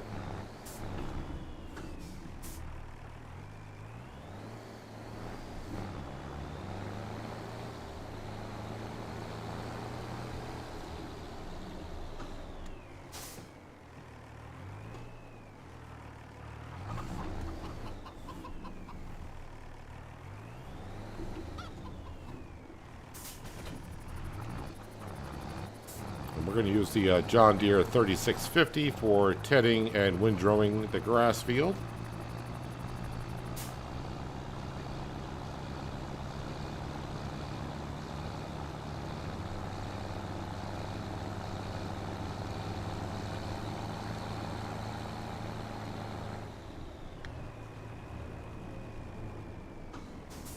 Yeah, we'll leave the engine running. It's only diesel.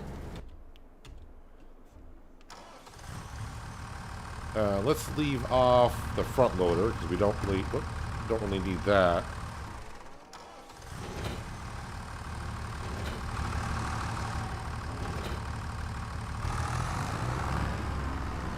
And we'll drop off the weight right there.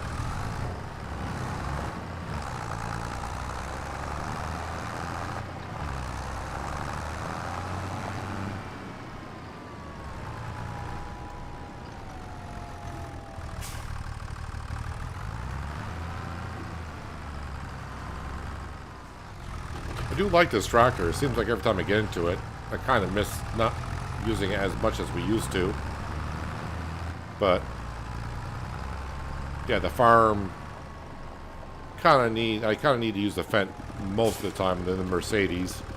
But actually, we still use the John Deere quite often, just not for all this stuff.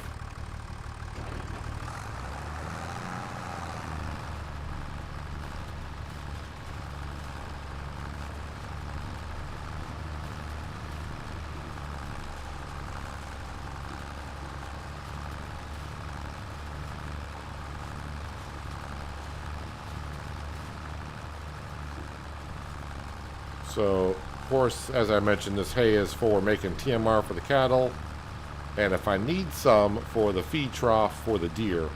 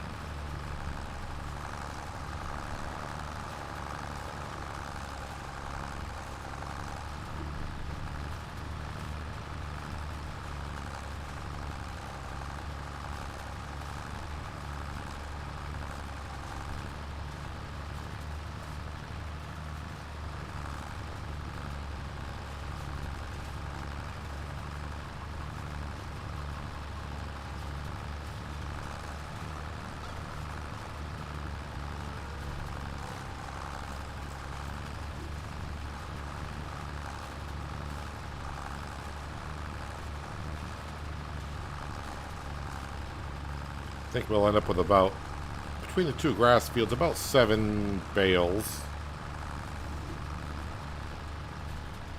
But those bales will be 14,000 liters apiece, I think.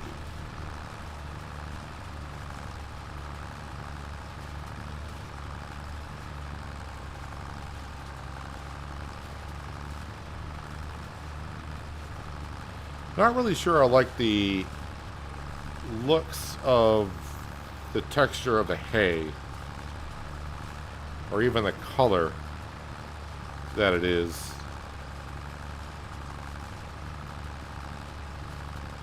I think it's got a little bit too much gray in the color.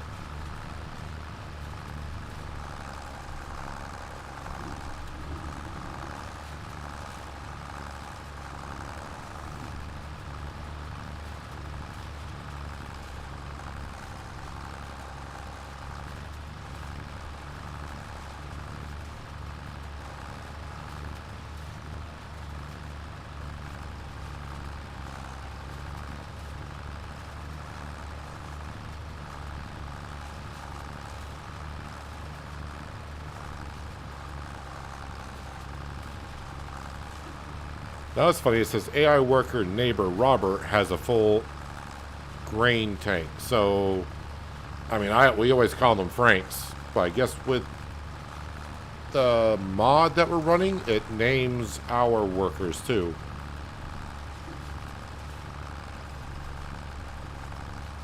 We're going to stick with the Franks though.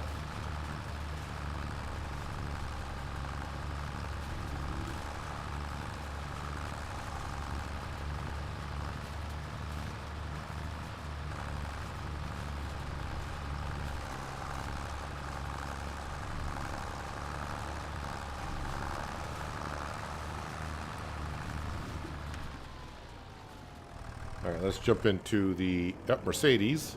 Oh, and actually, that's almost like perfect placement.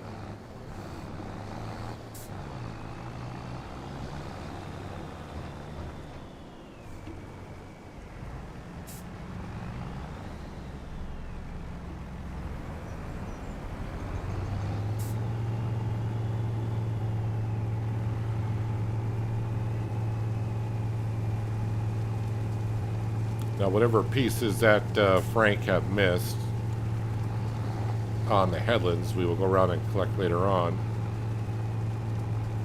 Frank, where are you going? Oh, I see what you're doing.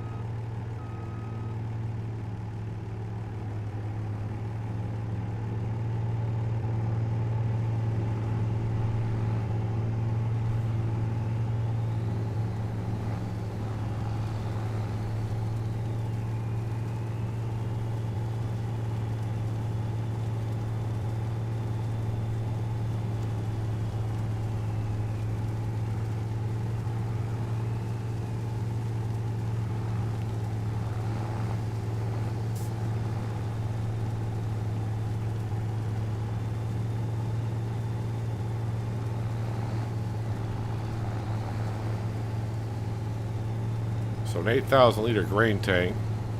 Yeah, you must be about empty at this point. Close enough. Just make sure I'm not in the way for you back up there. Hang on.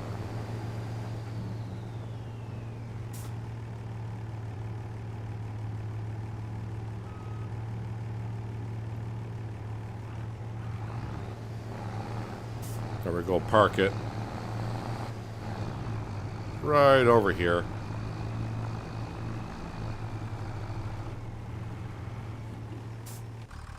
Alright, let's get back to making some hay.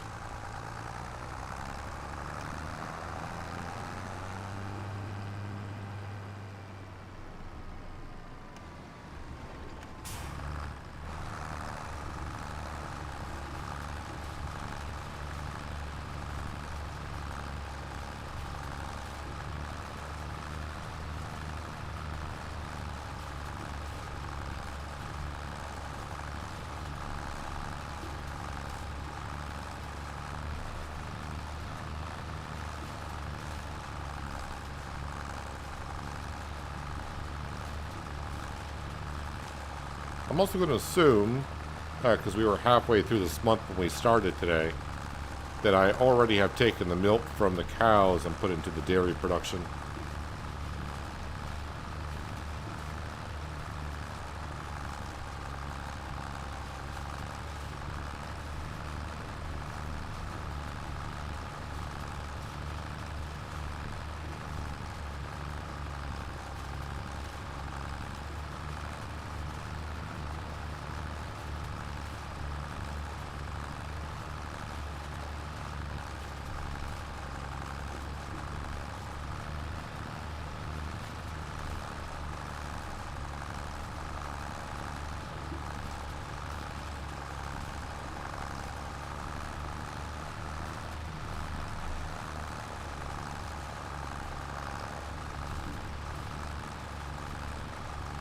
Should be able to finish tedding this up before the combine gets full again.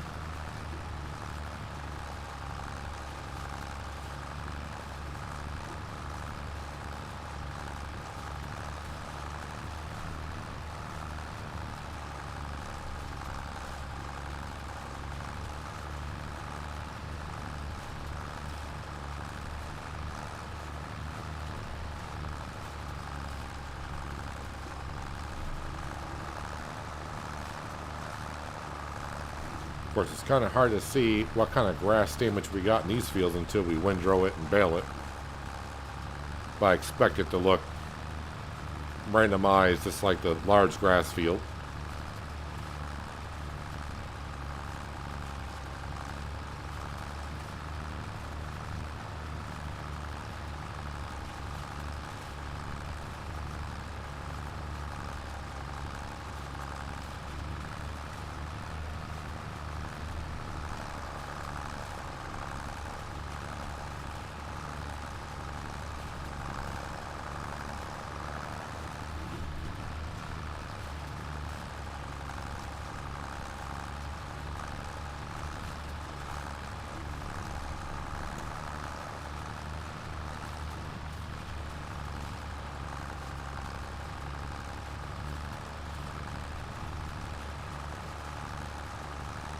Alrighty. Let's go drop off the tedder. Get the windrower on this, and then might as well go empty out the combine before I get started on windrowing.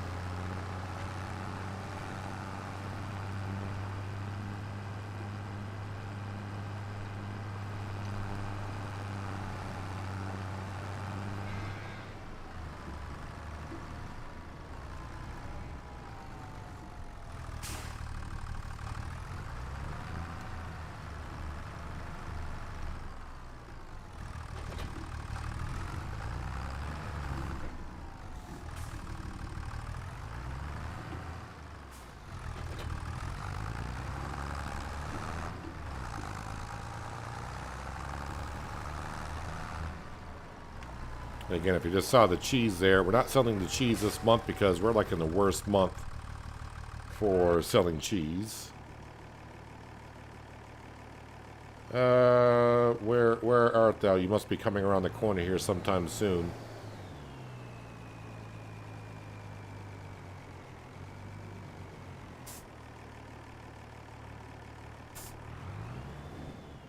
Well,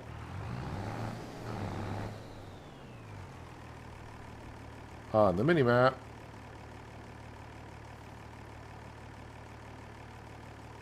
I think I just saw a notification came up that they might be stuck. Well, if they were stuck, they got it situated.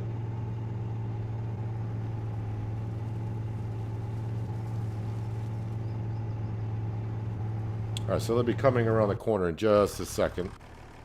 So we'll wait for them. While we're waiting, let me go ahead and look at my precision farming to see if I got any soil, which I do need to. Yes, the 2 grass fields. The winter wheat field probably should do that. And also, obviously, the ones that are in black definitely need to be done. But I might as well do this field here as well. So, soil sampling in those fields. But our overall score is a 95, which is pretty darn good for a 13% bonus. Which fields are not quite there? I'm surprised this one's only that fertilizing score needs to go up. Maybe it'll go up the rest of the way.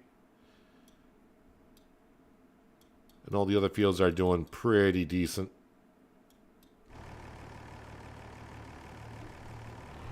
Alright, hopefully you don't get full by the time you get up here.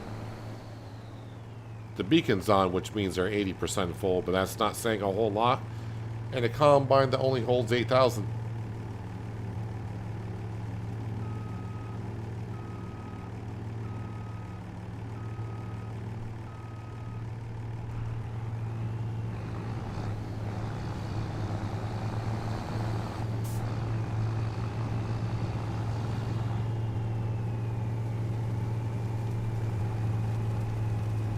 So we'll follow them right to the end of the row.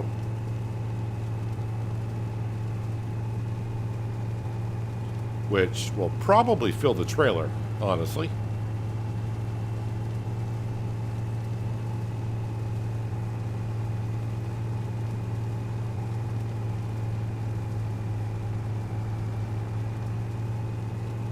So I believe Spelt is something I can feed the chickens.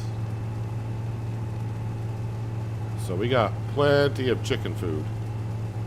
So this August and September, we're going to try to plant as much canola and mustard as we can. So the 2 canola fields will probably get planted with mustard. And then maybe the other 3 fields, this being one of them, will get planted with canola.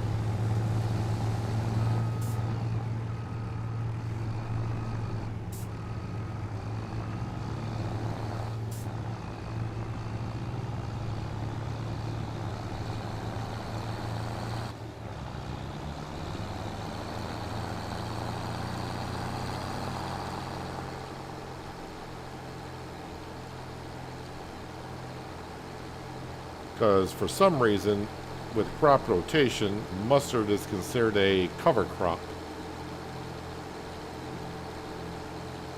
So that's rather interesting.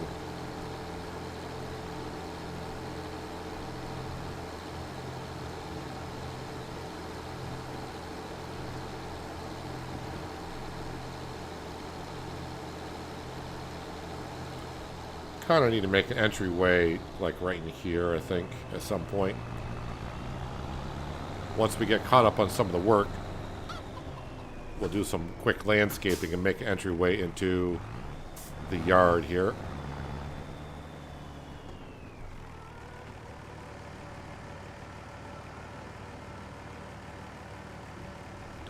Alright, we'll let that do its thing. Let's jump into the John Deere and let's get this windrowed quickly.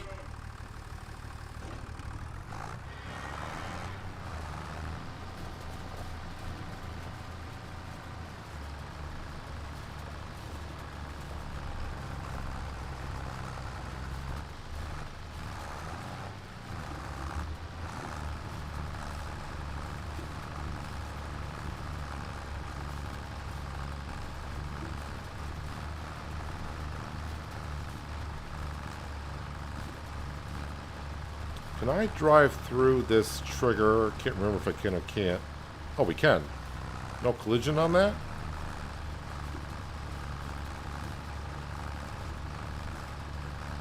It's the only problem with making hay with a tedder. It kind of throws the grass out further than what you mowed.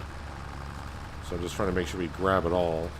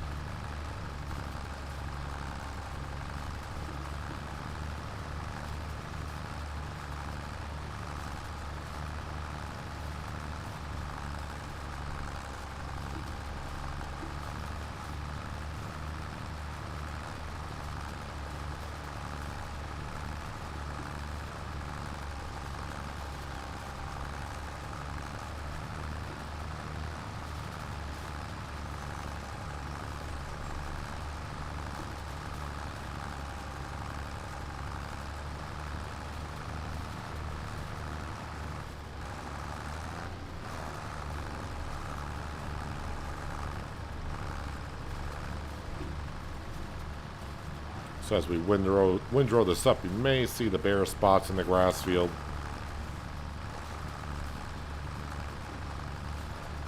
Now, I watched the video again last night after I got home from Giants and tried to understand on the wear and tear of the grass field. And it wasn't really clear if it's done by per cut. Does the damage only happen when you cut the grass? Or is it just by doing work in the field in general?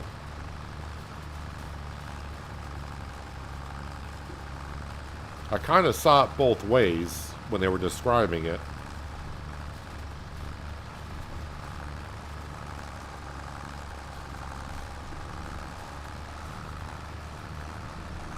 The thing is, I don't think, because I checked when I was trying to make the video last week about what to expect in the Vredo pack and how it works, but I don't think there's anything in the help menu that kind of describes on how this works. But as we have seen in the past, sometimes the help menu just makes it more confusing and not clear of how things should be or are working.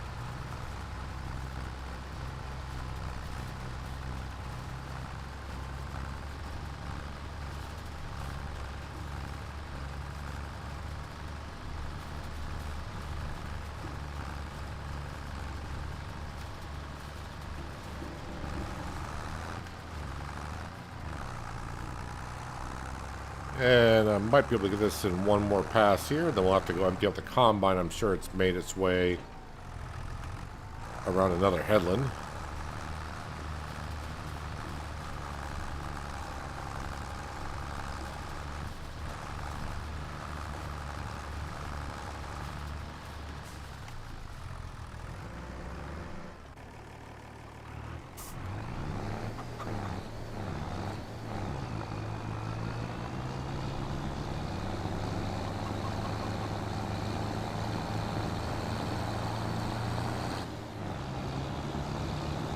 And this Spelt field is the last one.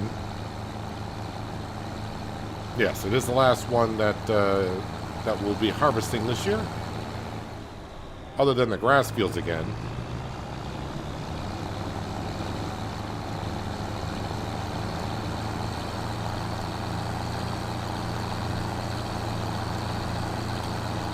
Yes, that's going to be almost full.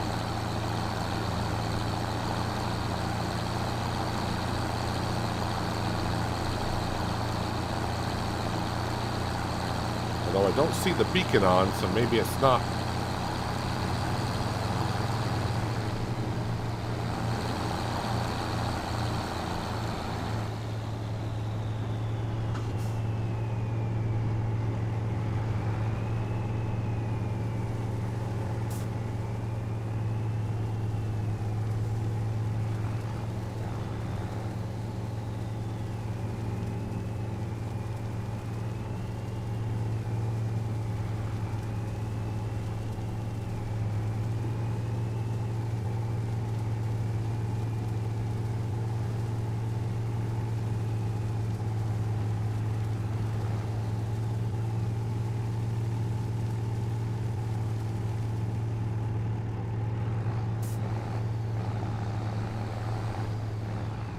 Let me get this out of the way here for you. All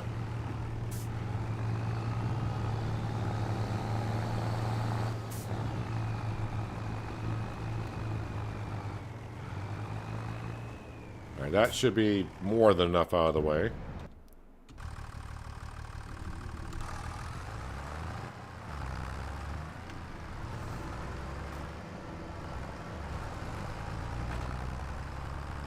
Alright, so for cutting the grass in this field, we're going to come over to this side.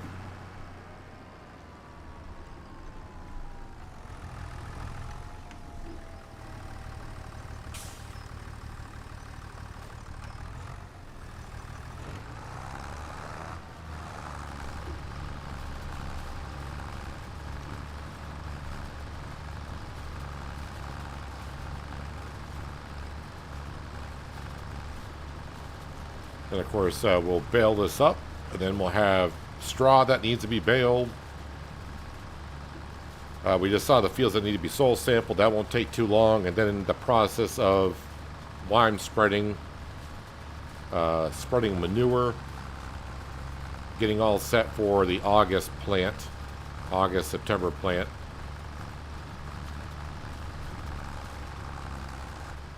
I think what we'll do is in August we'll plant the canola, and September we'll plant the mustard, trying to separate the fields from being ready for harvest all in the same month next year. And who put that bush there?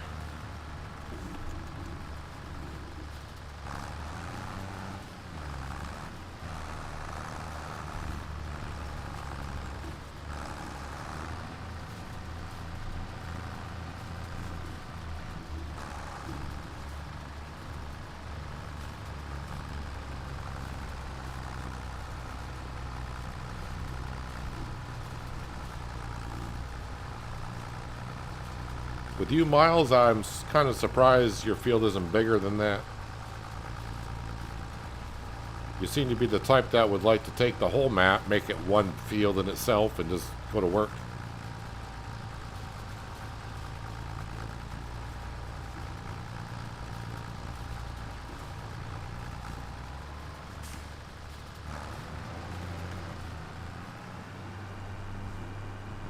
Through the years, the way I farm has been different. I used to be this kind of the same way, like make the biggest field possible. And now I try to make just medium size, I guess I'll call it.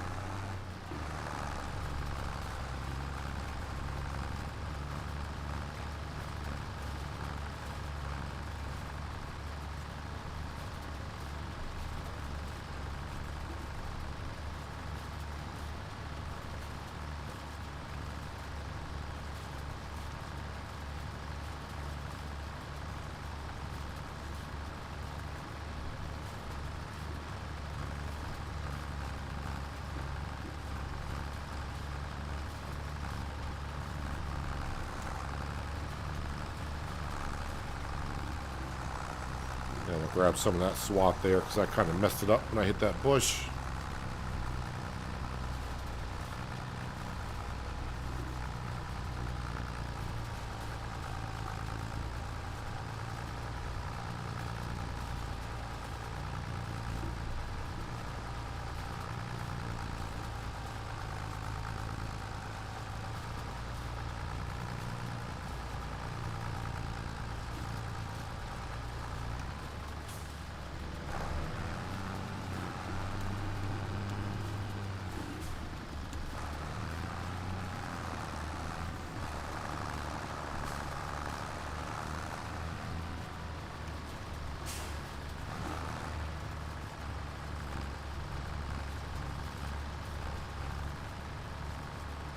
So I think the harvest is going quicker than the 40 minutes it said it was going to take.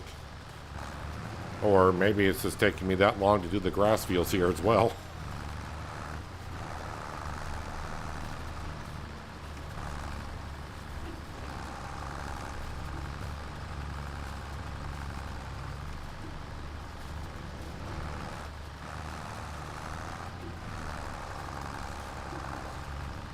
Alright, let's just grab a whole swath here and just make this look a little bit cleaner.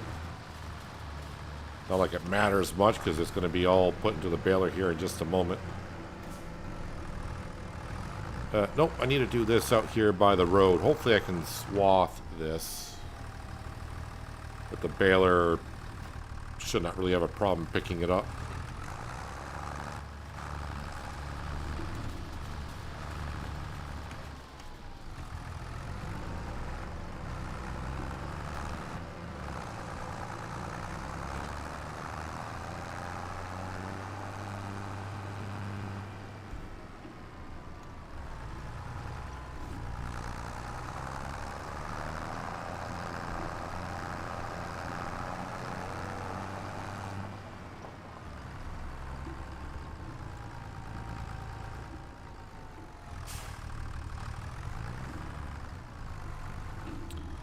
While I'm here, and I just thought about it again, I'm going to just grab whatever milk the cows have, and I'll get that into the dairy production.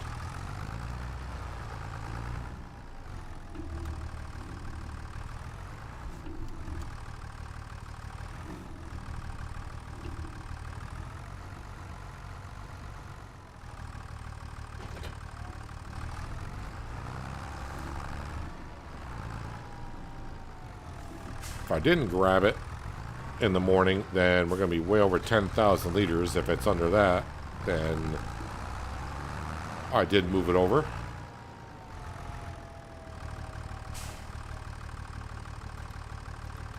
Well, 1,500 liters tells us I did bring it over.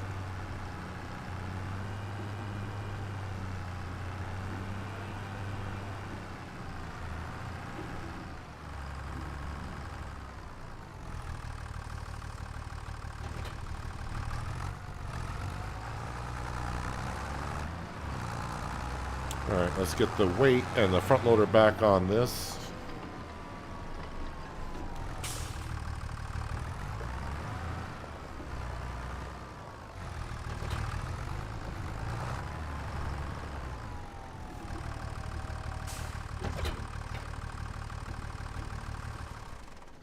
Let's see here. Yeah, you are getting there.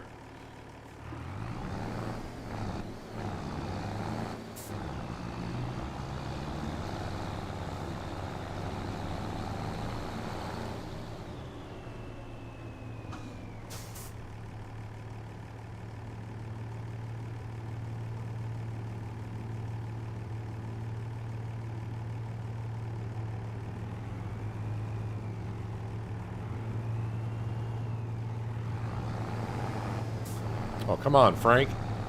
I think you're doing this on purpose.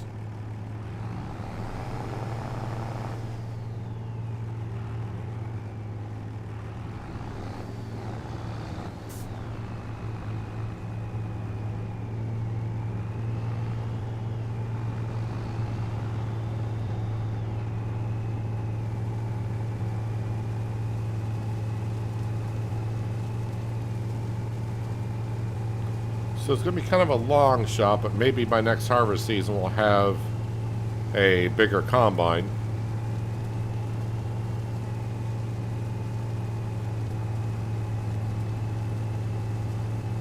I mean, this combine did just fine harvesting the fields we got, but it's just, I think we got just a little bit too much for it. For my liking anyways.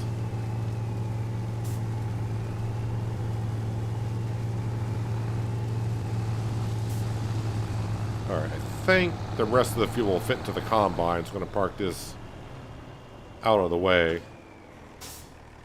Now we're going to get into the Fent.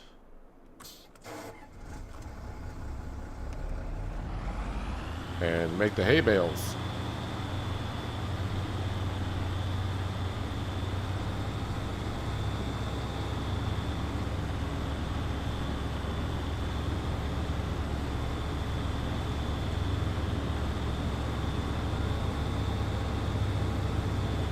Feeling good. We're getting a lot of the work done quicker today than I thought we would.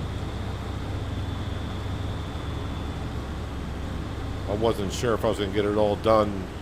I thought we were going to be stuck in this month, the entire stream, and then have to get more of it done next time, but I think we're going to get this entire month done here very soon.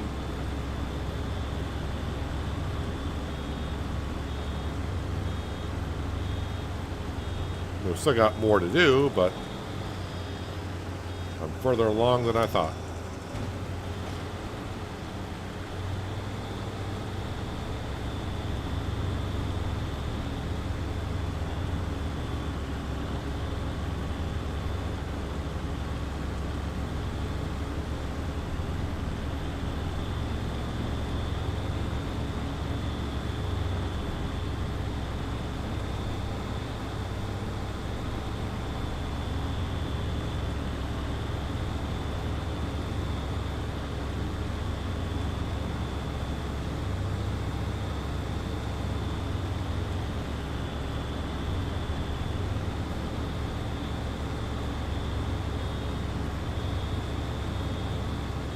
Actually, these bales are 18,000 liters apiece, not 14.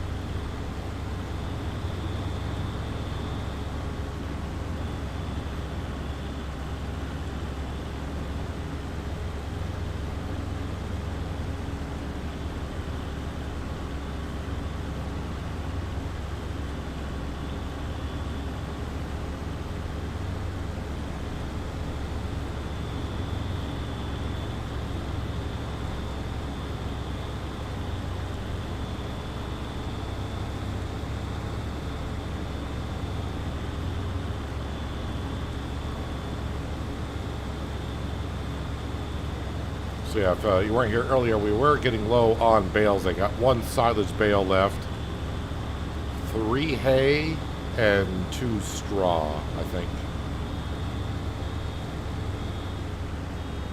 Yep, 1 silage, 2 straw, 3 hay.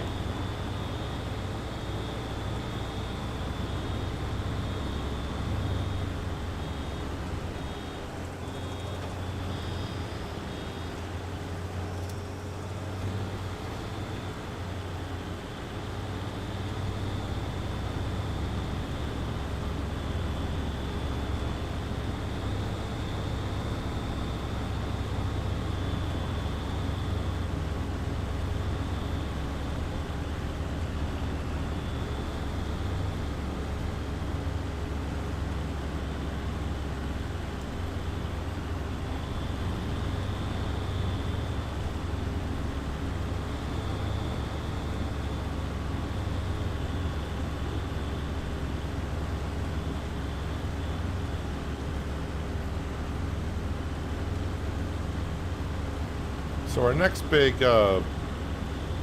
boost in income should be October or maybe September. But that is when the cheese and the mayonnaise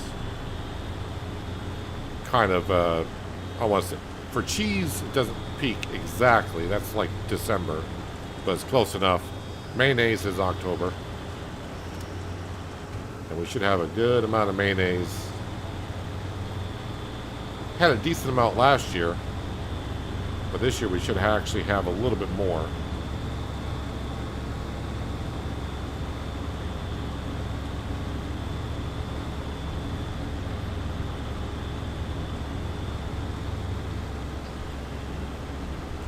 There might be enough. Maybe that might be stretching. I was going to say, might be enough to buy the large dairy production.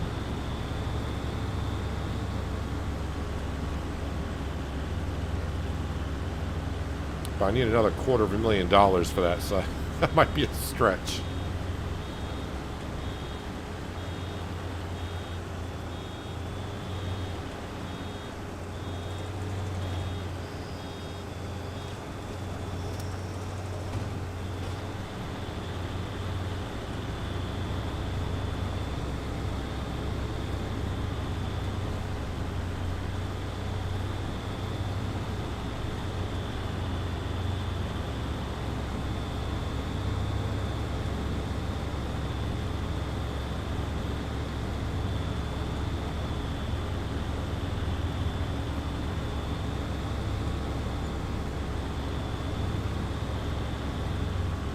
So it looks like I'll just get one more bale. I don't think it's going to be a full one.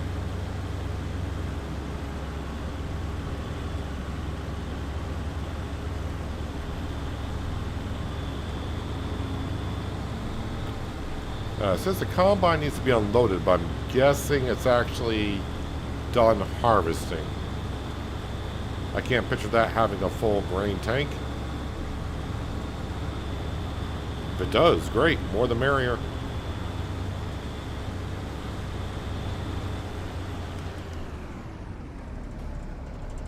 That is the hay all baled up.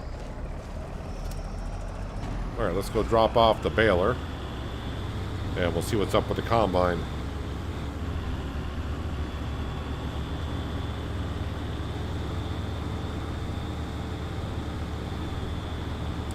Actually, baler needs to stay out. I got a lot of straw to do.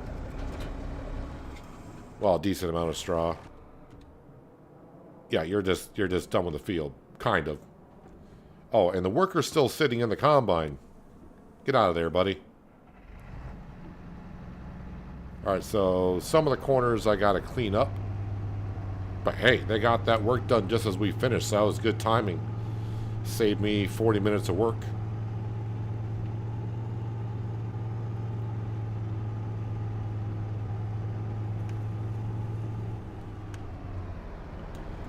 And yes, we got all of the harvesting done before the rain got here.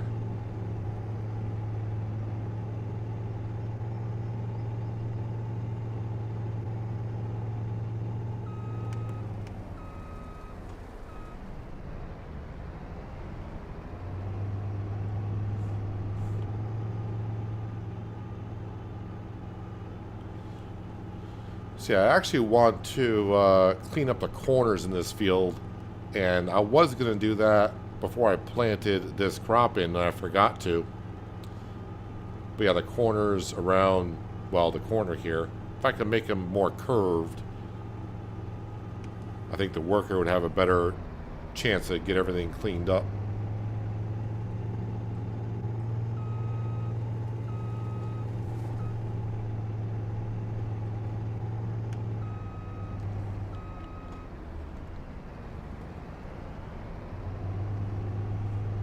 This corner down here.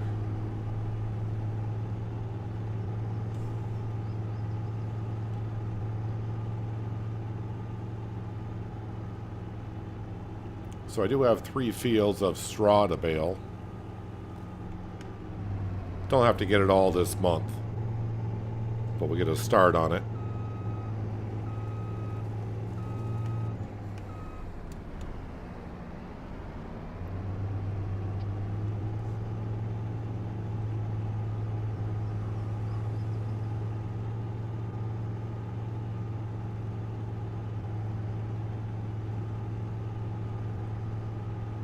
Seem to do that corner okay, but like this corner here,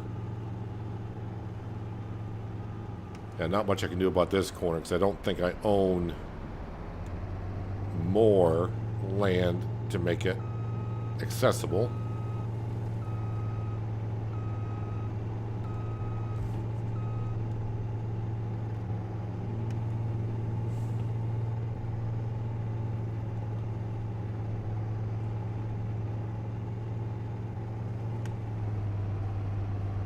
And just this corner down here, and that's it.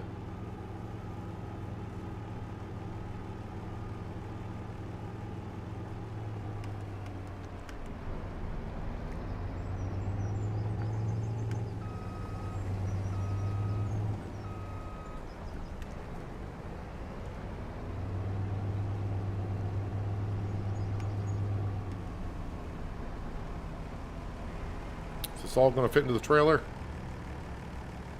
Yes.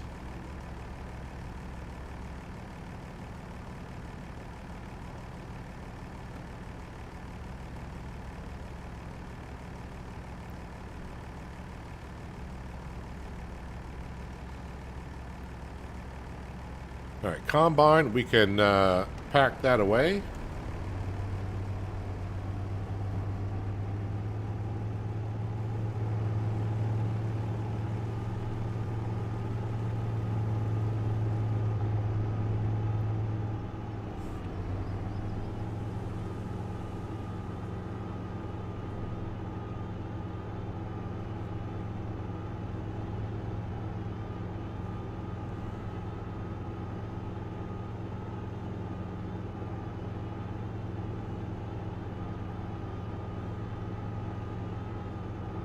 In some ways, I feel like the farmyard is done because I don't really need any more sheds currently.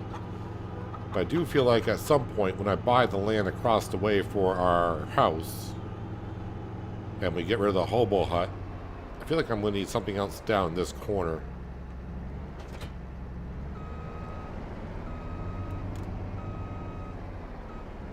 To kind of fill it in a little bit.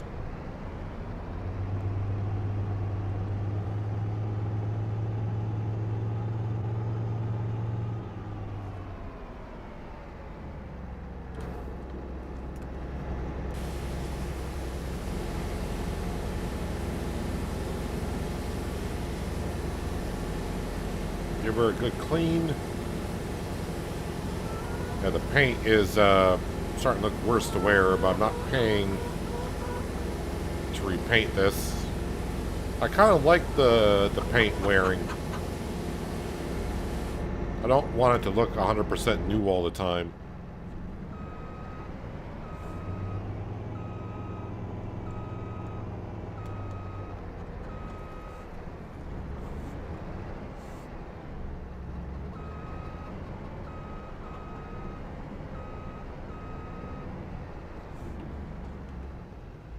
All right, let's get the Mercedes, get that grain in the silo.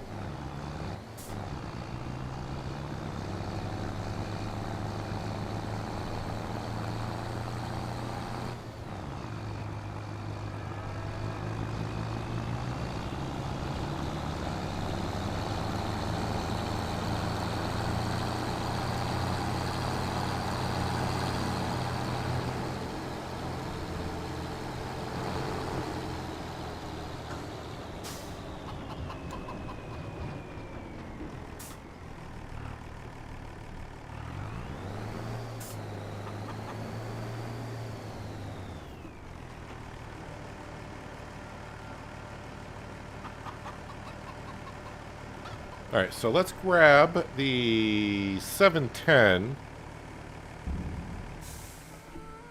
and we'll get the soil sampling done.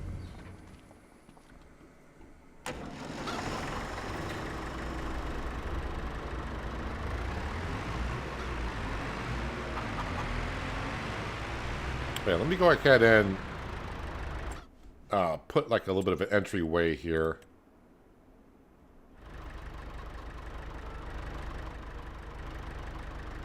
So, yes, go to that, go to this, and I think I'm using moss pebbles.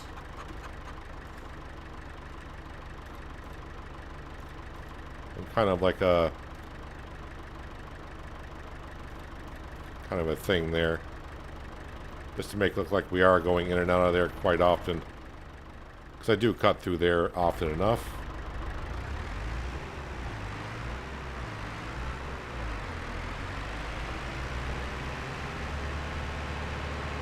Mini map.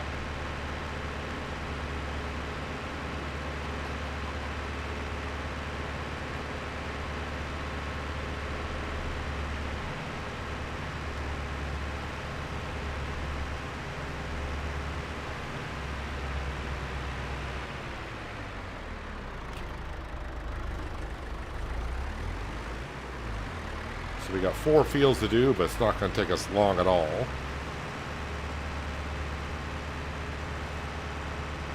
And it shouldn't be too expensive. I don't think it'll even be $1,000 to get all these sampled.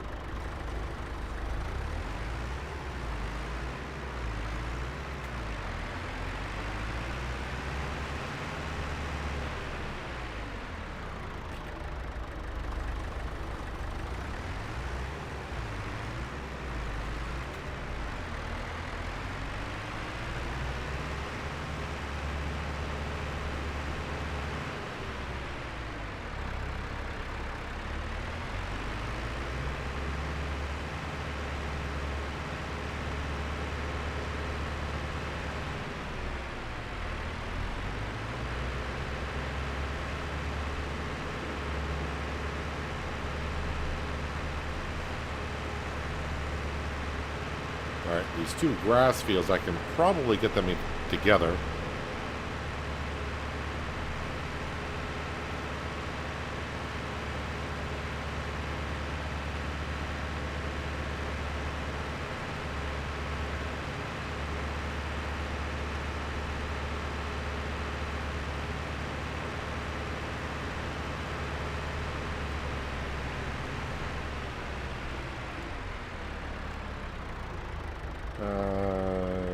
Yep, that should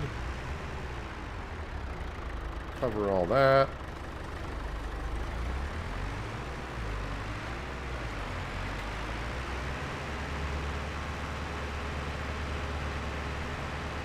Again, I am using a modded soil sampler, so it's covering double. This one covers double the standard size. See, I got all of that, I do believe, so now I just need to get a tiny piece here.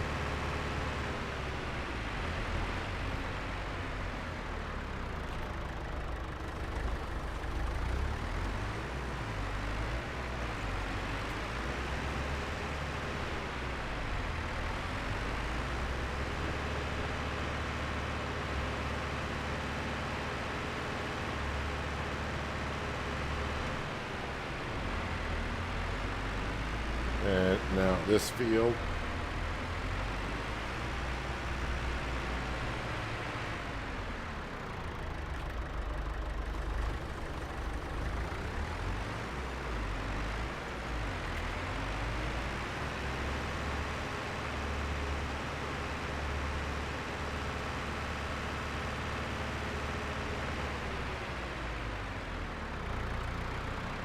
Can I get it all in one sample? Oof.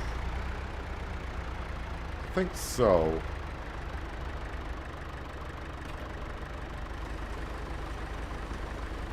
Alright, send those off to be analyzed.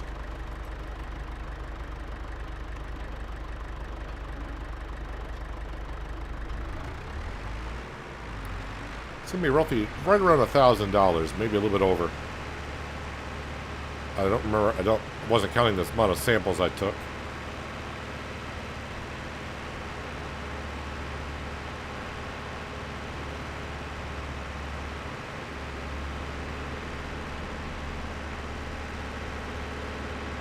Speed up time a little bit because it does. Alright, $1,200 in samples. And that should have covered everything. Before I put this away, let me just have a look. Yep, that feels looking good. That's looking good. Don't worry about this discoloration up here. That used to be a field, and now this is where our cow barn is and our shed, so that doesn't apply anymore. And this whole field is done, so yep, we got everything covered. We'll get that field next year.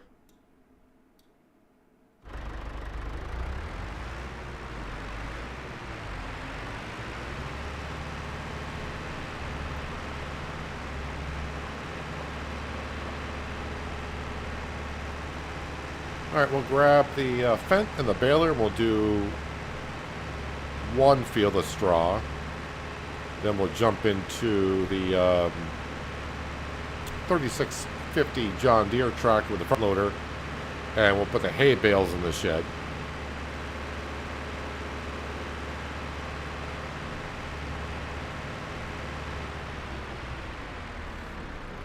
The 710, our first tractor on this farm. Now it's just pretty much down to occasionally spreading fertilizer, but mostly just doing soil sampling.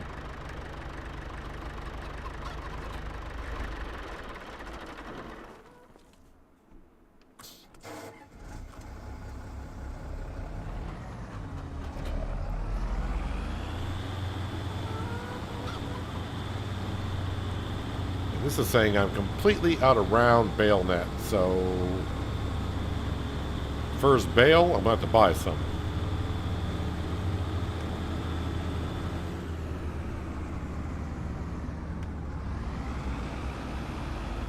Okay, it won't even let me start. $400 to buy that, so rather cheap.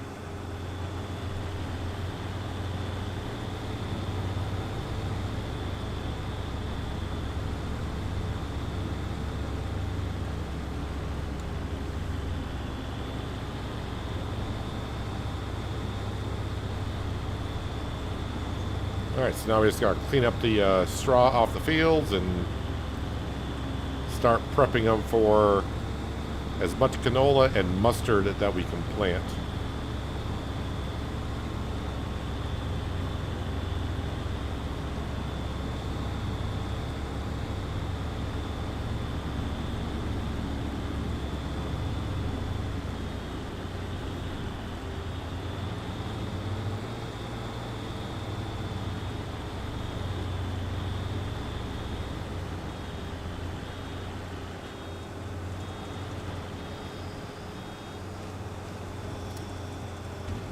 $20,000-liter straw bales is what we get.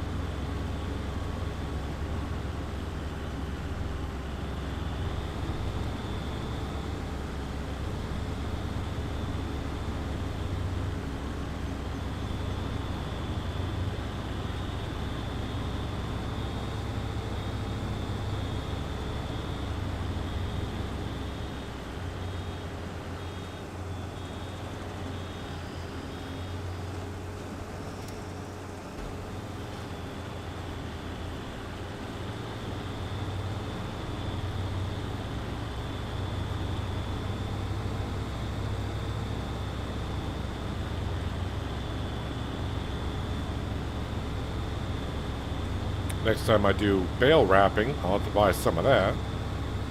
That will be in October, though.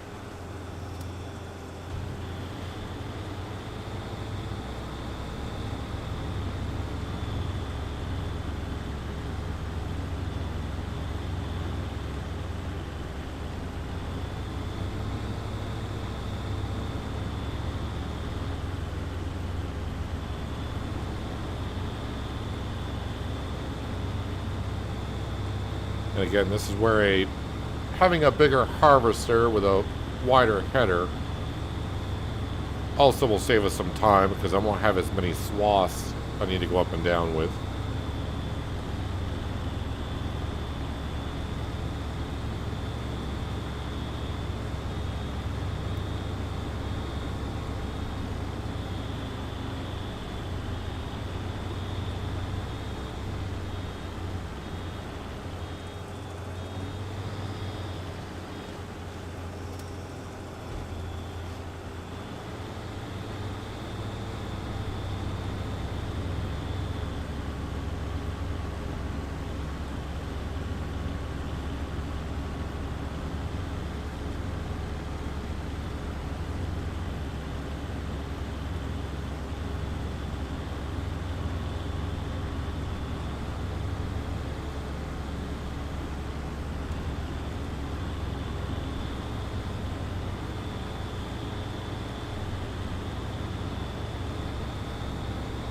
So that's 4 bales already of straw.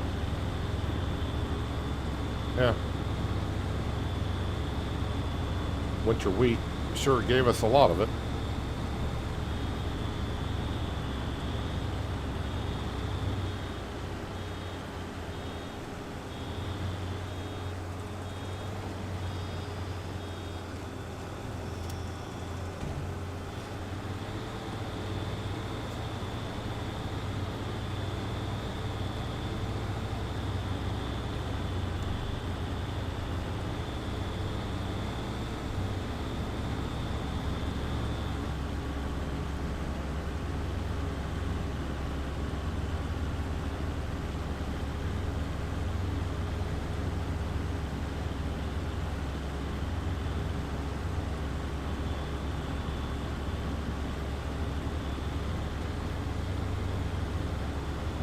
And since we don't seem to have any tornadoes in the forecast, I don't have to worry about picking the bales up right away because they're not going to get swept up by those. Which, yeah, we haven't had a tornado, I don't think, in either series now. I think the last one I had was on Kingley. And on Kingley, we had one like every 2 years at least. I think one year we had 3 of them.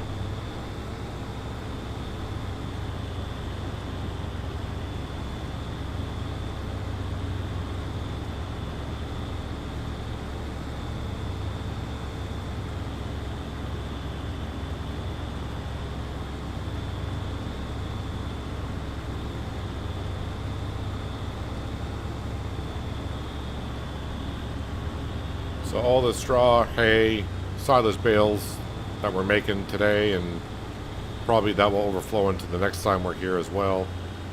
We're keeping them all, get a good stockpile for the moo cows. Straw is for the bedding to give us solid manure, and also a padding for the TMR mixture. And that's what the hay is for. Hay is for the hay and silage is both for the TMR. Also some hay for the feeder troughs for the deer. But again, I don't think I'm going to need any for this upcoming fall.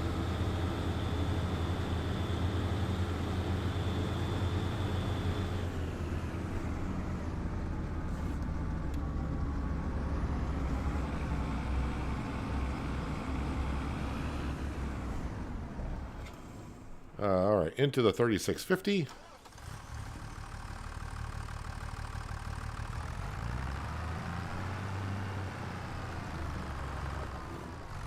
Okay, I'm just going to grab one bale to start with. Because I want to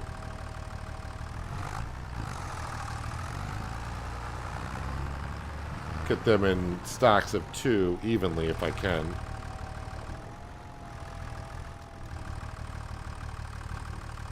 Actually, I want the bale on the other prong.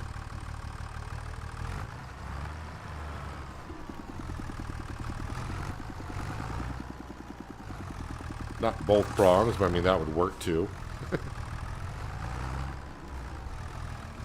I need to get this one.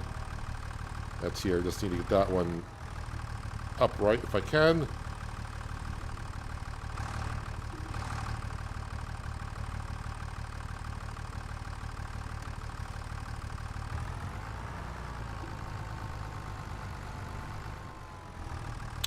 Trying to figure if I can roll these two over. They've kind of separated since I stacked them in here.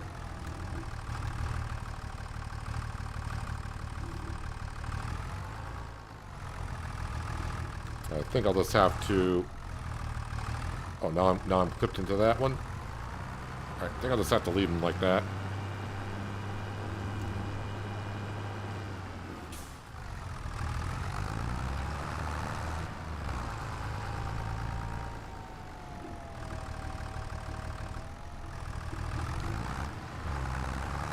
So we got a little grass damage in this field, but not a whole lot, but it's a small field to begin with.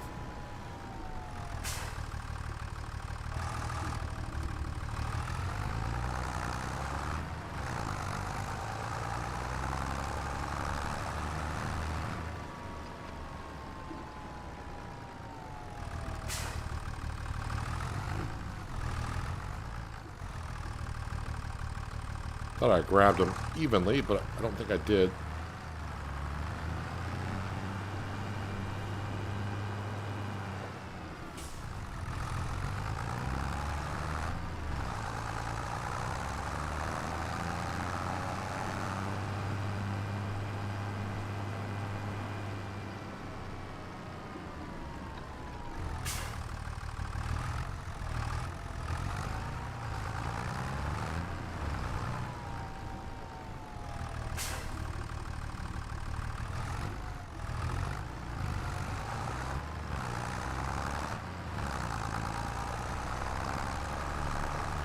And this is probably why the bales that were in there were separated, because I grab them like this once in a while.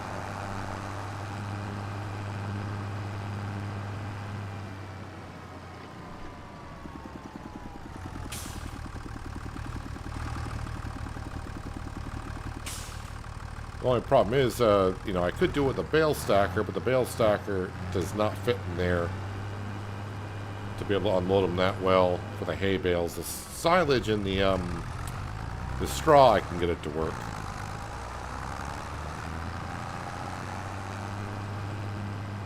But the bay, I'm putting them in for the hay. Yeah, when that baling trailer lifts up to unload, it hits the roof.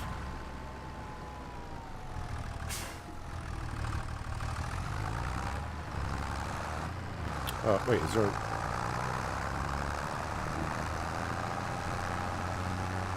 Ah, so when I have odd bales anyways. Okay.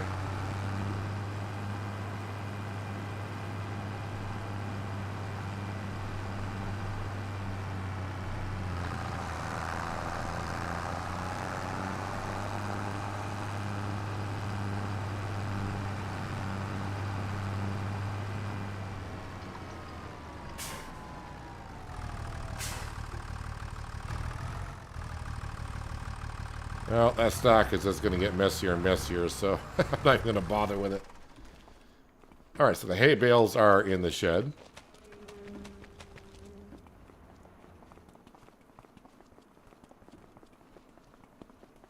Might as well go grab the baler and we get back to doing some more straw in the oat field.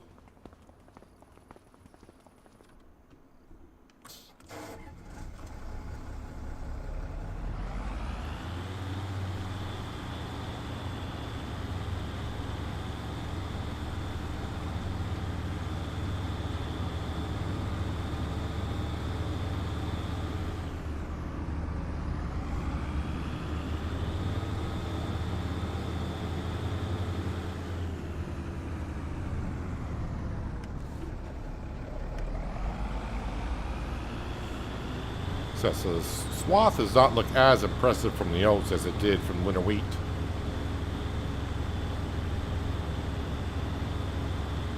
But we'll have a good stockpile of straw for, I would say, a couple of years.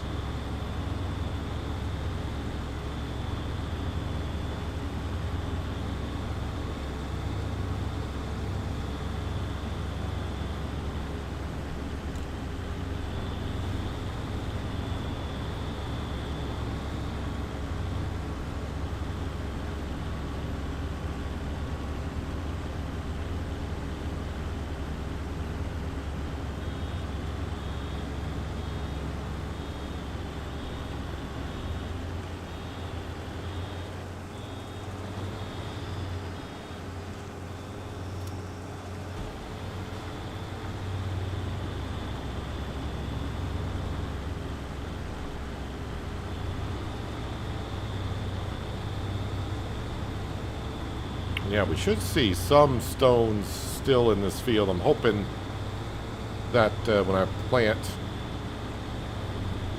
and we roll this field another time, they'll get rid of all the stones. We got rid of a lot of them last year. Well, actually, it was this year. It was this spring. And the reason why we got stones in this field is because I had to plow it.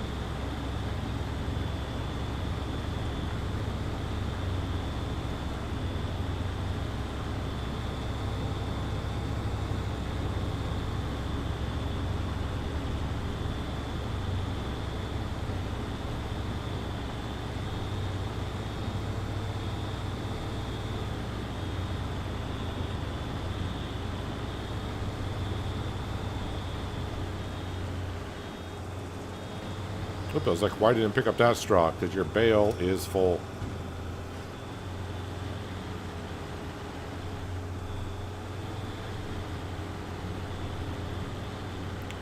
Try not to run into my neighbor's fence behind us.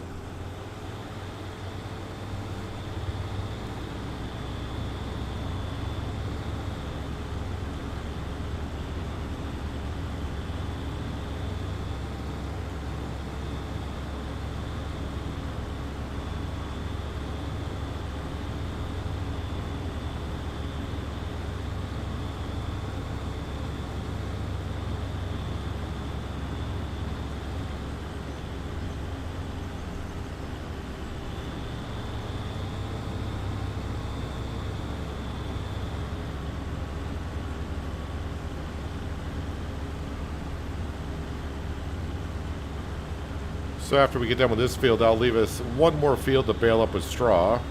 We got to pick up the silage bales, straw bales, put those away.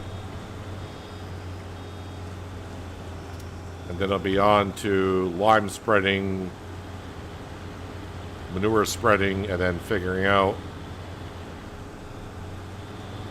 where the mustard and canola needs to go. Hopefully it's a good rotation.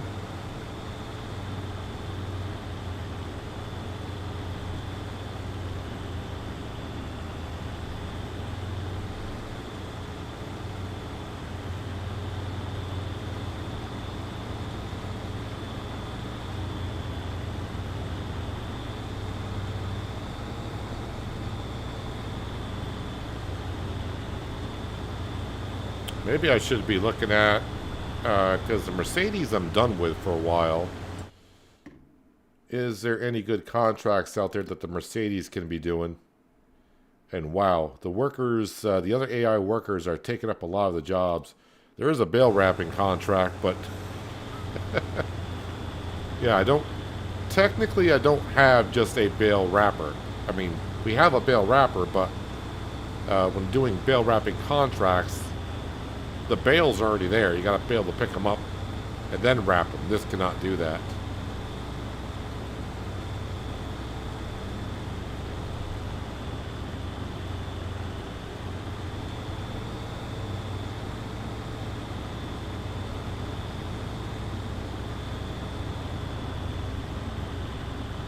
Actually, it was in this morning's episode of Shamburgo because I activated the neighbor farming AI contract workers on that one, Series 2. And when I was doing the time lapse of me harvesting one of the field right next to us, you can see them doing a spinach harvest.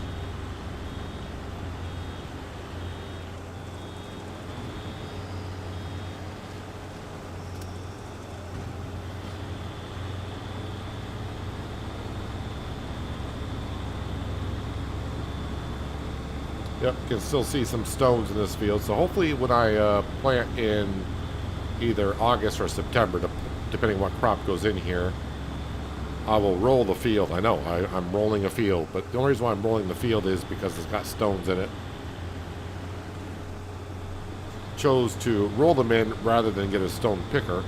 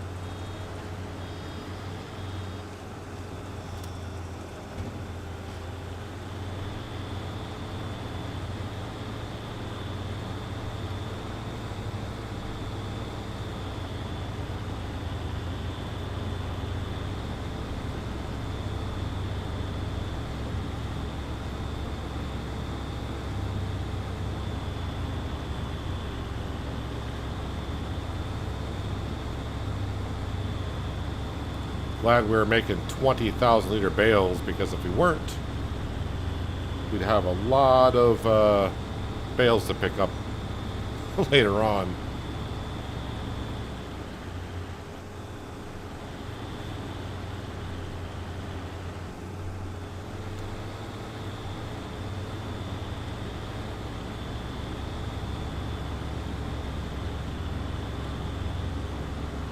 The different color UI, that is a mod for PC only, I think, still. And I think it's called Advanced Game Settings. And you can choose a variety of colors for the UI. I am using the FS22 colors because they do stand out pretty well. The FS25 colors just blend in too well. Now I got a bale that's stuck. There it goes.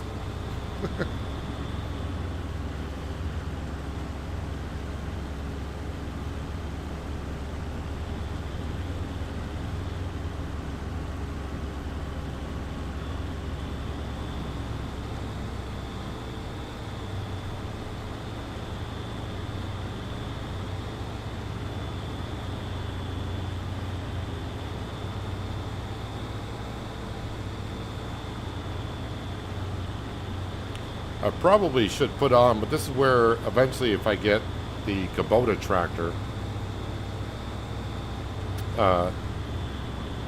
eventually when we get to harvesting, I'll have a worker following the combine.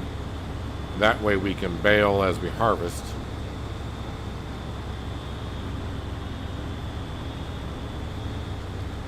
I mean, I suppose the Mercedes could have done it, because we're not harvesting too fast.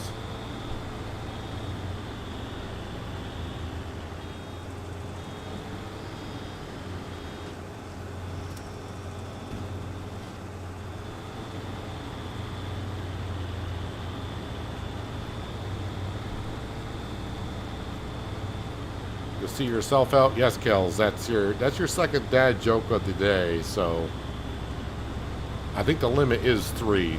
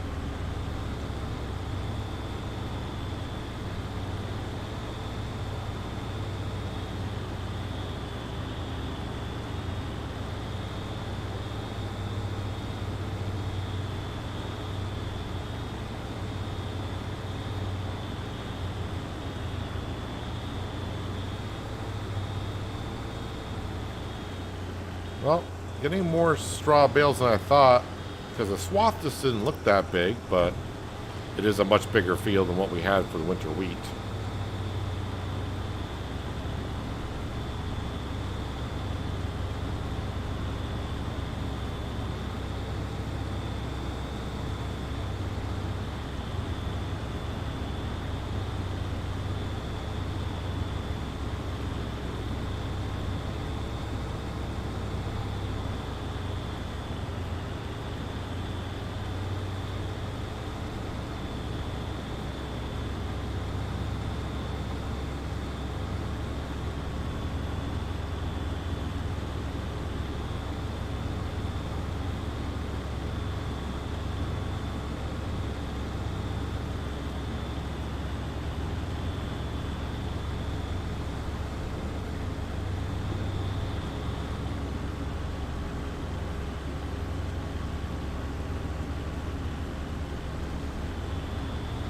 So none of our fields need to be plowed because we don't plant crops that require us to do so.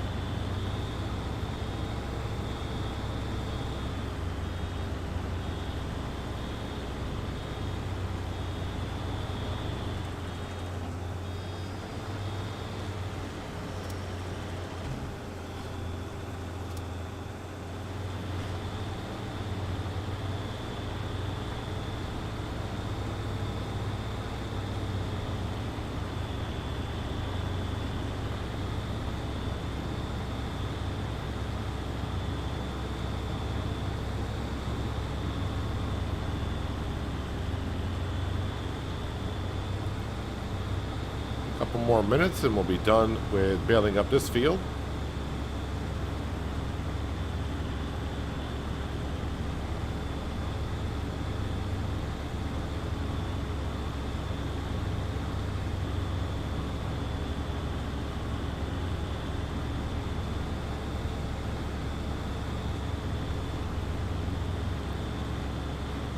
I mean, the only one that can really answer if you should be getting yourself a flatbed is yourself.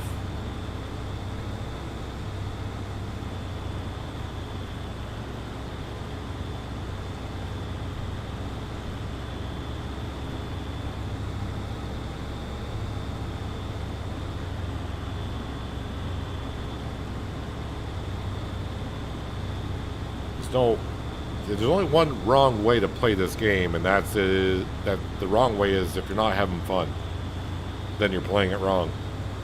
Then you shouldn't be playing it if you're not having fun. So I mean, if you want to get one, get one. Flatbeds can be handy on a farm, but I mean, it all depends on what you want to do with it.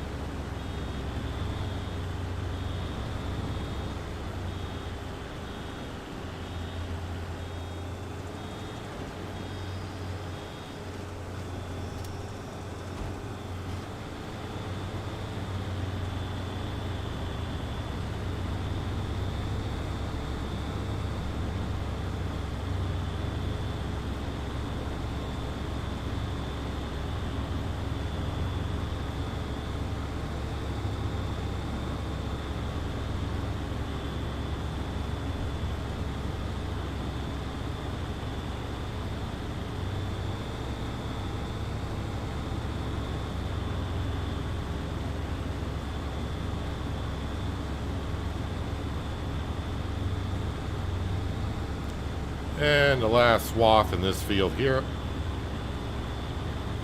And I'm not going to bother emptying this out because next thing I'm using this baler for is more straw.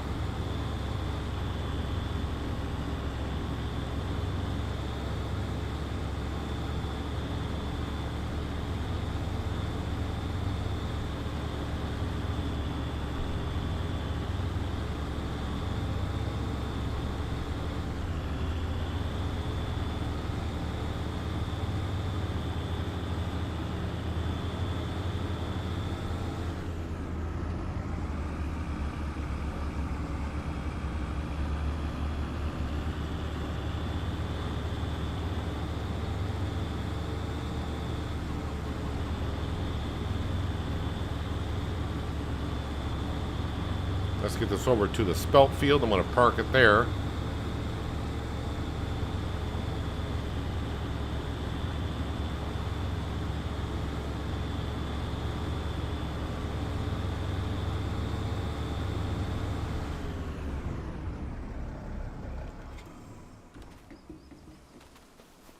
Hey, we got our first pallet of mayonnaise, although we did started the oil production back up this in-game month, so first pallet has arrived. And of course we got plenty of pallets there of cheese. Just want to check on something here. Let's see if I go to here, to here.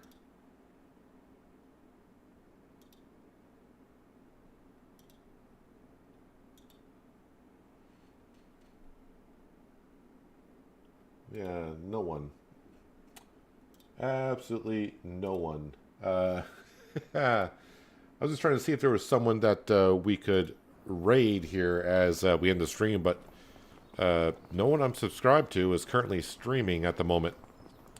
But I think that's what we're going to wrap it up for today. Like we said, we got all the harvest done, and we've done a lot of baling, and there's more baling still left to do. But then we also got to prep the fields for planting in August. I do believe canola and mustard are exactly the same. So, yeah, there's mustard. And can I get mustard and canola on the same map? No, but it's planting in August, September, July, August. And, yeah, so the planting and harvesting months are exactly the same for mustard and canola.